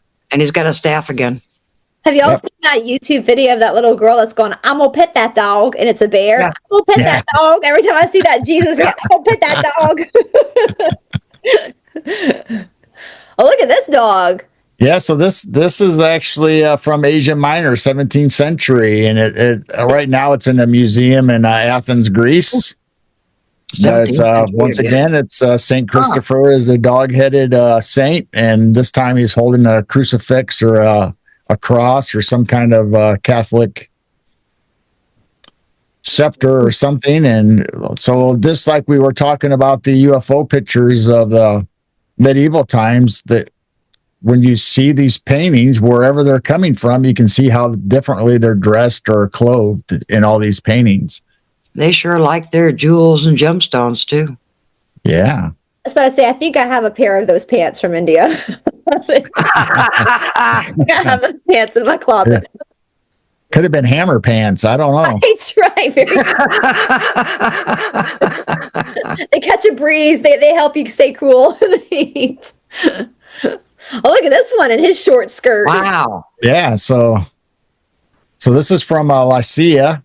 Hooker So boots. we have another depiction of Christopher. So I mean, and once again, he has a staff. So each time you see him with different stuff, whether it's the shield and the sword, or a cross, or a staff, or a walking stick, however you want to describe it, and the clothing. Yeah, he's always holding a staff or He something. almost looks like I mean, I don't know what kind. Sometimes the dog heads are always depicted different. That's almost They're starting not. to look like Sometimes a they horse. don't necessarily look like a dog. I mean, that kind of looks like a horse to me. Yeah, it looks like a horse to me. Horse's mane, but It's supposed to be the dog-headed saint. I mean, I guess each culture is going to depict, as we said earlier, is going to depict these entities in ways that they're comfortable with, what their culture depicts. But Right. the point is, they remain dog in each Yes. image. Yeah. I mean, it's just like us, like your dogs from India, our dogs from the Appalachians, and Yeah. if you take a dog from Alaska, it could be a husky, so it's going to have a different shape head and different fur. So that's probably what this is. Each culture has a different aspect of what their dogs would normally look like. I'm digging his knee-high socks or his boots. That's kind of a style. I mean, I don't think his legs and stuff aren't furry. He obviously shaves. He's got hairless dog. waxes. Yeah, no, it's funny. I'm like, yeah, I think I have that outfit too. So fine. It's fine. Wow, look at this my. one. So this is Saint George, actually. This isn't actually Saint Christopher. This is the Church of Saint George, and it is Saint Christopher, and it's in Turkey. Was he a dodo bird? Yeah. And that's supposed to be a dog-headed man, Saint Christopher, but it's in a church in Turkey. This is actually hanging in. Holding a staff. Yep. Look at that. Now that looks like a horse too, but that looks like a horse. Yeah. Mr. So this is in a monastery in Serbia. Whoa. That is interesting. Love to know what that says back there. I know, right? Do we have any APHGI? I have no idea. I'm assuming you could probably do a Google search on it. Any Serbians? Let us know. I'm assuming that's Christopher, because I think this is like Saint, and then Christopher, but I don't know. That's how I'm seeing it. Yeah. But it is definitely of Saint Christopher. So one happy dude in that painting. Is Saint Christopher also the saint that blesses animals every year? I don't know. I'm not Catholic. Who's the saint that they invoke to when you can bring your dogs to a parish and they'll bless? I think so. I think because he's the dog-headed saint. Yeah, they'll do that. It's it just makes you wonder, like the inversion of the dark side. Like you look at all the way they farm now, with the way they brutalize the animals, and the way it's like, is that inverting another holy? I don't know. It's fascinating though. This just blew my mind, you guys. Like seeing, I cannot wait to hear from our community, because wow. I mean, I don't see these paintings in America though. Do we see these in any? I mean, we wouldn't see them in the Protestant churches, but like in Catholic churches, do you see any representation of like the dog man in Catholic churches? There possibly could be. I think most of these are from the UK and other areas. Like we just said, we had them from Greece, Serbia, Turkey. And the Sasquatch. The one Catholic church or the cathedral that had a dogman carved in the archway. I don't know where that one is. I'm assuming it's overseas, but I don't know. There could be pictures or statues of Saint Christopher with a dog head in the U.S., but I just didn't find any. I didn't specifically look that up though. I would like to go back to I've done some looking into DC, like the Capitol, the Rotunda. There's like a Mary Magdalene up there. Now it makes me want to go back and like relook at close up and see if there's even more weirdness. Like DC that's so Tartarian. Like, but what is that Rotunda? So Yeah, so I mean, I like I said, I grew up a mere Presbyterian, so we didn't have this fun stuff. We didn't have cryptids in the Presbyterian church. Yeah. Well, the Sasquatch is the Sistine Chapel, so that would be. I've been to the Sistine Chapel. Really? Yeah. So that's where the Sasquatch picture is from. It's the Sistine Chapel. I've been there. It's this. Do you have a picture of it? Do you want to show it? Do we have? Yeah. Yeah. I can. So, but you end when you tour the Vatican City. You end at the Sistine Chapel. At least when I was there. Oh, okay. And you're not allowed to take pictures when you're in there. You're not? Not in the no, not when I was there. This is like 10 years ago when I was there last. And I was I'll have to tell you guys, and this was like 10 years ago. This is before I knew anything about the shenanigans going on at the Vatican. I felt wigged out and creeped out the whole time I was there. Like just totally creeped out. Wow. But the Sistine Chapel is beautiful. It's small. But yeah, let's see the Sasquatch. I mean, they don't let you get super close either. Like you just kind of have to go in there and like look and leave, Yeah. So So when you walk in, you're going down the main aisle, and all the walls. I mean, you can probably attest to this. All the walls have all the like the apostles and the stories leading up to the crucifixion. And this back painting or this wall mural is actually called the Last Judgment. So I think the final judgment, last judgment, Final judgment. I have it down as Last Judgment. It might be Final Judgment. So this is actually the crucifixion of Christ, and that's actually a statue, not part of the mural. It's a statue in front. Yep. And a lot of times you'll see candles there also, but the mural itself, you'll see all kinds of bizarre. Weird stuff. Like this. Like, look at the hanging skin. That's so creepy. It's like And there was a saint that was skinned alive, so we're thinking that might be representing him. I assumed that it was a representation of like us just having meat suits, and when we go to heaven, we lose our. But everybody creepy. else is talking about the apostle that was actually skinned. That's So I don't know which is right. I'm probably not right, but I assumed it was just us going to heaven, not having a meat suit anymore. But no, if you look around, there's weird stuff. you'll see like people peeking out of earth or demons or They're coming out of the ground. Oh God, yeah. And it was the Apostle Bartholomew who was skinned alive, you guys. Yeah. And his book talks about yoga. His Missing Gospel talks about. So is this after Gog and Magog and they're ending, the final end, that they're going to the great white throne judgment and they're all coming out of the ground? So you got skeletons or skeletors, and you got people that are half in, half out of the earth. You got people that look like they're being tormented. But the reason that we brought this up, we're starting to talk about cryptids now. If you look behind Christ, there's a hill, and it has some things back there. So if you zoom in, you start to see it's more of a. So this is a statue. It has nothing to do with the painting other than its Last Judgment. But it's like, why would they put this? It's a cave or in the side of a hill and a religious picture. And that Sasquatch to me looks scared because of that other demonic horn being or whatever it is. That is wild. And look at the feet compared to a Bigfoot. So that guy in the front, whether that's a horn or not, but he definitely has a different face than this. So this looks like a classic Sasquatch or Bigfoot head and shoulders, and the feet look kind of like it, where this guy over here looks like he has demon feet, not even human feet. I think someone mentioned that it looks like it had wings. It does kind of look like a wing above it. It does. Yeah. Well, I think that's part of the inside of the cave, but it could be a wing, but I don't know. This could be something inside the cave and not necessarily a horn, but it looks like a horn to me. It looks like it's the same skin color.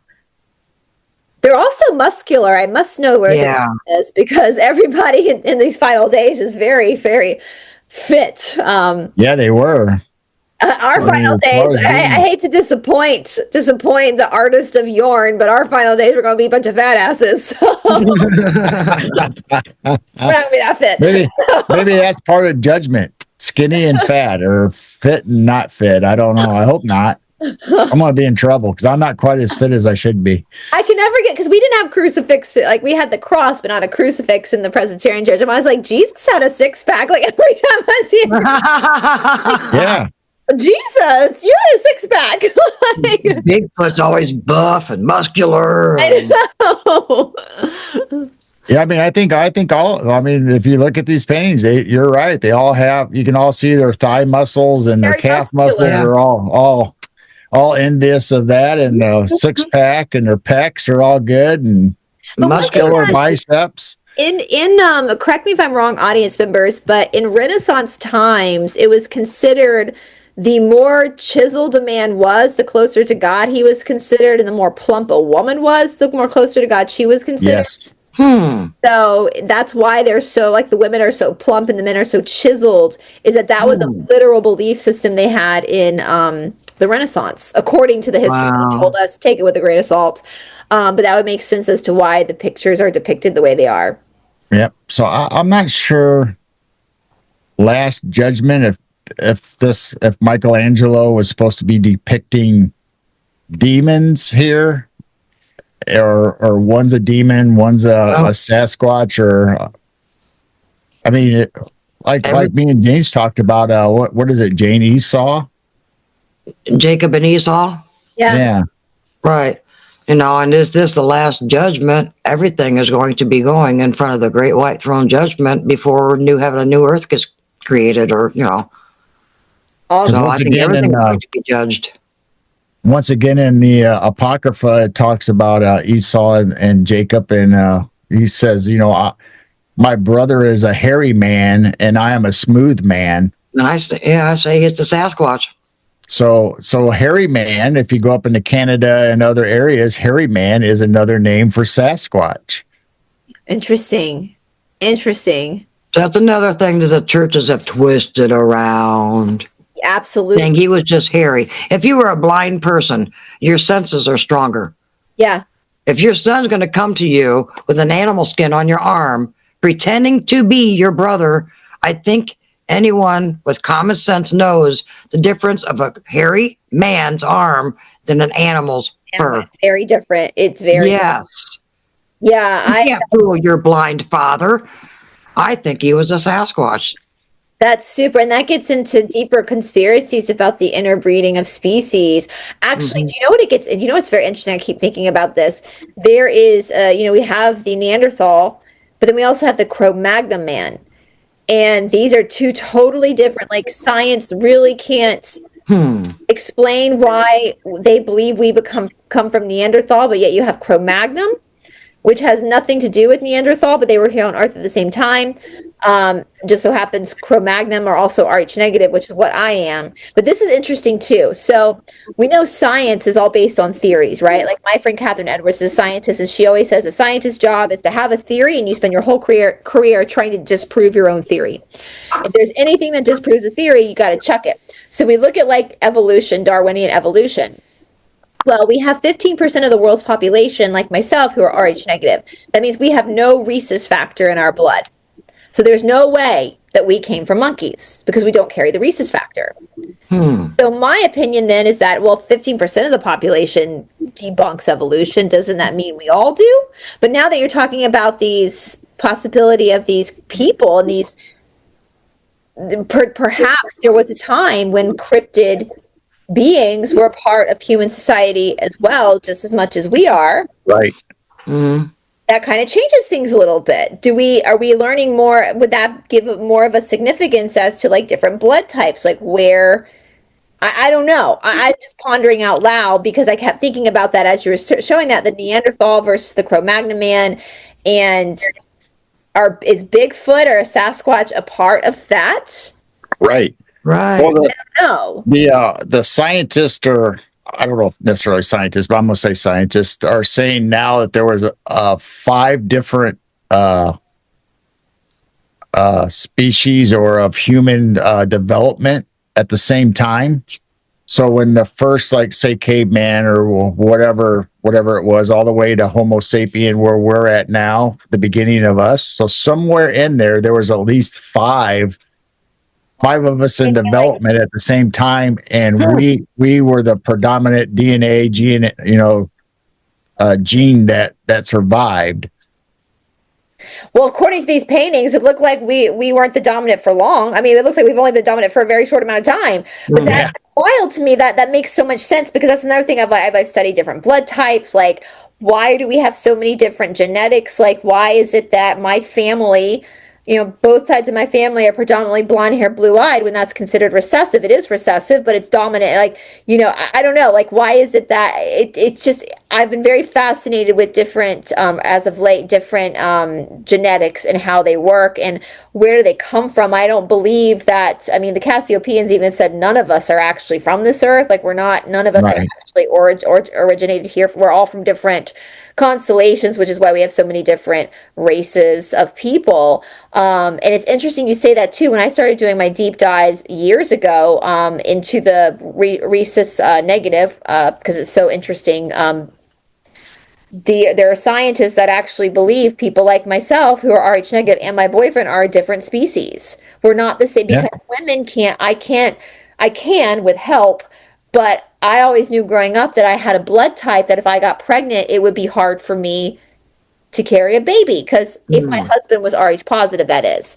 My Right. sister's husband is Rh positive. They have 4 kids, and she had medical intervention for every single child because her body, when you have rhesus negative, when you become pregnant with a baby who's positive, your body sees that baby as a foreign object, and your Mhm. body will try to get rid of it. And so it's devastating for women. For men, it doesn't really matter. If you're a man who's Rh negative, it doesn't really matter because an positive woman can easily carry a negative baby, and so that fascinates me. And then you look at these weird, like so as you guys see, I have glasses on. I have astigmatism. It's not really astigmatism. The back of they call it astigmatism because they don't know what else to call it. The back of my eyeball is shaped in a diamond shape, not a circle. So I take in light differently, especially the older I Mm. get. And to see this thing with the light, I have to put these glasses on so I can actually see what's on the screen. It's just crazy. My body temperature, resting body temperature is between 94 and 96. Um, Oh, we have Mm. extra organs, Rh negatives. I have an extra urinary tube, which is kind of funny. I think God was throwing a practical joke with that one because you can't really do much. But some Rh negatives have like an extra liver or an extra kidney, which really comes into handy. yeah. Mm. So there's just all these crazy, and then you start to get into, after I studied Rh negative, I was like, well, let me look at the different antigens too, because if Rh negatives have all these weird, unique things, then surely to God, let's look at the A blood type, let's look at the B blood type. Like, what is this? It's wild. And so you start to get into the esoteric occult, and they actually believe, like, I mean, it probably is true, like A would be more Palladian. Like you see different Oh, elements of Mm. different, it's wild. And so what you're saying here kind of matches. right. Mm. And I have another one. So since we're talking about blood types, about a week or two ago, I came across a story, and I can't confirm it. It's the only one I've seen that supposedly a woman has an unidentified blood type. It doesn't match anybody on Earth. I believe it. So if she was going in for a checkup and they did a blood draw or something and they discovered this. So evidently she's never had that done before. And all of a sudden they're trying to type her blood and they can't do it because they don't know how to type her blood. Mm. And if she is supposed to have major surgery ever, she has to donate her own blood to make sure there's enough supply in case they need it. Yeah, there's also, I believe that because there also is a story of Rh nil, which is it's even rarer than like my blood type. There's only Mm. 5 people on the planet that have Rh nil. Wow. They won't release their names because they donate their own blood to each other all the time. Like they know who each Mm. other are because if they need to donate an organ or something, that they are the only ones that. So I believe that. Absolutely believe that. And I think that, I always look at hieroglyphs from my channel knows this. Years ago, we would look at these hieroglyphs from Egypt, and I'd be like, "Where they're blue people here? Like India talks about blue people as well. Like Yeah. Mhm. where are the blue Mhm. people?" And then all of Mhm. a sudden, there's a family in Kentucky still got Yep. blue skin, and so there's just so much. It is mind boggling. Yeah. And you have the green children. Yep, yep, that's Wow. true. Yep, yep. So, So who knows? So we have one final cryptid or interesting pictures to go through, and I'll just go ahead and bring it up, and we'll talk yeah, about it. So this is actually hanging in a famous museum, and this is My favorite. I'm not going to say the true word, but it's the unaliving of Saul. And it's a depicting the last final battle of Saul, and you can see the military guys, and they're all fighting and all kinds of stuff. And just like all the other pictures, so this is the main subject, the battle. Yeah. And here you have some little bit of gore and unaliving going on. Well, people start noticing that if you start scanning the background, what is this back here? That song, Everybody Do the Dinosaur, goes like, Everybody do the like, what is that? I wonder who the first person was that discovered that. That was like, hold on a second. What's that? Right. I was noticing how giant some of the trees are in parts of that painting. Yeah. I think we brought that up the last time we were doing a talk about this, that we thought there was possible Bigfoot or stuff coming. I think it was a different picture we were talking about. Oh, anyway, that Bigfoot was walking out. There could be giants involved in this and stuff, but today we're talking about what on earth is going on in the background over here on the other side of this river. That's a dinosaur. That's a dinosaur, you guys. Now, is that fire back there when you were showing the whole painting? I saw that. I was like, is that part of the Aurora Borealis? Yeah, or that fire? Yeah, that looks like a fire. Yeah, is that fire? Something. So if they're having a war, there might be other sections of the war where they're burning stuff down, pillaging, whatever. Dinosaurs. And dinosaurs they're just part of it. Yeah. So not only is there these two, but there's another one ahead. So how many dinosaurs were they actually using? Was it part of a weapon? Were they carrying possessions or things around? I mean, this does not make sense to me. And nobody seems surprised. Nobody cleared it out. Like I was telling you, the original description where they try to explain, talking about this, they're trying to say, well, those are actually elephants. Like, those are no elephants I've ever seen in my life. Why would they depict them like that? Or a camel. No, not a camel either. Neck? That's a freaking dinosaur. That's a dinosaur. And this guy even looks like he might even have a flipper. I don't know. It's Nessie. Yeah, Nessie. They're all right next to a river. Wow. So just the weird things in history and being depicted, and we just think it's of an event. It makes me want to go back and look at all the paintings of the Civil War. What did they put in the Civil War, the Revolutionary War? Well, Abraham Lincoln spoke of giants openly. So, I mean, the New York Giants, that's why they're called the New York Giants, So, yeah. I mean, riddle me that, Batman. And I think the thing is, I think too that the more and more and more this becomes normal conversation in the world, I think that that they're going to start appearing even more because our collective consciousness is now accepting this as being something that's real, a real possibility. People are seeing that that people are having dinosaur experiences now. Video clips of potentially like seeing things like Jurassic Park, almost like, are these really extinct? So I don't know. I know I've kept you guys for almost 2 hours, so I thank you guys. This is a fabulous show. I cannot wait to hear from our audience. Please, give us your thoughts and let us know if you've discovered any artwork that has some crazy stuff in it that we just didn't notice before.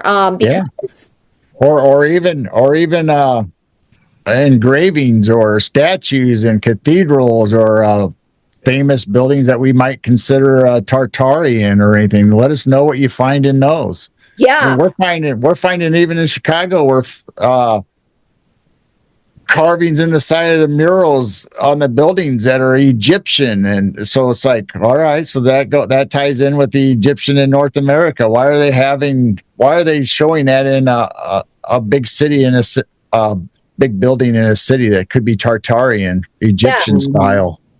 something is not right, you guys. Like, something is not right. That's all I felt. Well, I want you guys, just again, if you guys love this stuff and you want to participate with all your presentations, so you guys do like long live shows as well. So please make sure that you are subscribed. I know we have a lot of people. You guys do like overnight shows, don't you? Yeah, it's like 3 or 4 hours. The Night Owl Lounge, the one right there at the very beginning, that's the one we do on Wednesday nights. And it's just to give back to our chat, our subscribers, because a lot of times we like this show here, we'll do a show and we're talking about the content and interacting with the host and the guests, and we don't really have time to necessarily, unless something is in capitals and catches our eyes, and we'll bring it up.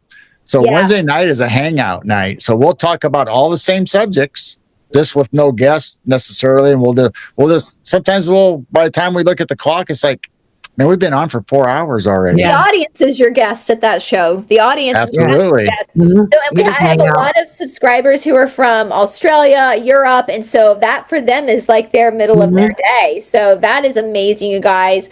Please, please, please go and subscribe and let us know. Like, I mean, we're all just doing this out of our homes. Like, we're just like you guys. Like, we're not, we don't have access to any more information than our audience does. So please let us know we should do a big show with Jessica as well.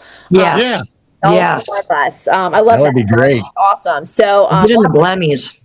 Yeah, I was about to say that might be good because I haven't done that on my show yet. So I'll reach out to Jessica. We should do like a full round table. So she likes Blemmies. She's so cool. I was telling somebody about Jessica, and I was like, this girl is the biggest badass that you will ever meet. I was like, she's very Southern. She's her accent. She's a great storyteller. I was like, she goes out and hunts Bigfoot with all these men, and she's got a red lipstick on, and and she's the bravest of all of them. Like, she sleep by herself in a tent. Like, so she is not to be messed with, and she's just so like cool, calm, and collected about her experiences. So absolutely, you guys, I'll reach out to Jessica. We could probably do a big old round with all 4 of us. That would be that'd be awesome. She volunteers to be Bigfoot bait. I know, it's crazy. I can't so my boyfriend really wants to go Bigfoot hunting with her, which is fine. I'll stay in the hotel. Like,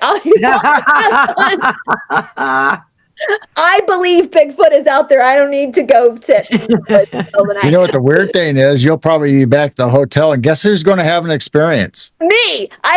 You. Well, that's funny because I am O negative, and O negatives tend to have more paranormal experiences than most. And so I kid you not, like, my boyfriend always wants to stay in like haunted hotels. I was like, over my dead body, because I'll be the one that's woken up in the middle of the night by an 18th century maid that wants to make the bed up because they can see me and not you. We're going to stay in a Days End because I know that there's no one's going to haunt the Days End. So I would haunt the Days End. So yeah, you guys. So I'll reach out to Jessica. We should do a big show with all 4 of us. And please make sure you guys go subscribe over there. All the links will be down in the description box below. Do you guys remember your code for Fusion Body Studio? If not, I'll get it from Paula before I put it. I don't remember. It'll be Midwest Night. I think it's Midwest Night. And I'll put it down, guys. You can use their code to get 20% off your first 6 months with us at Fusion Body Studio, so you can look big and buff and toned. Get rapture ready, like those men in those paintings. So you guys, thank you so much. This has been so fun. I'm so happy we finally got to do this because September was wild, and between people being assassinated and sicknesses, it just here we are now. So I thank you guys for doing that, and with everybody else, go over, subscribe, and we will talk to all you guys, all y'all, as we say down here in the South, very soon. Bye, everybody. Bye everyone.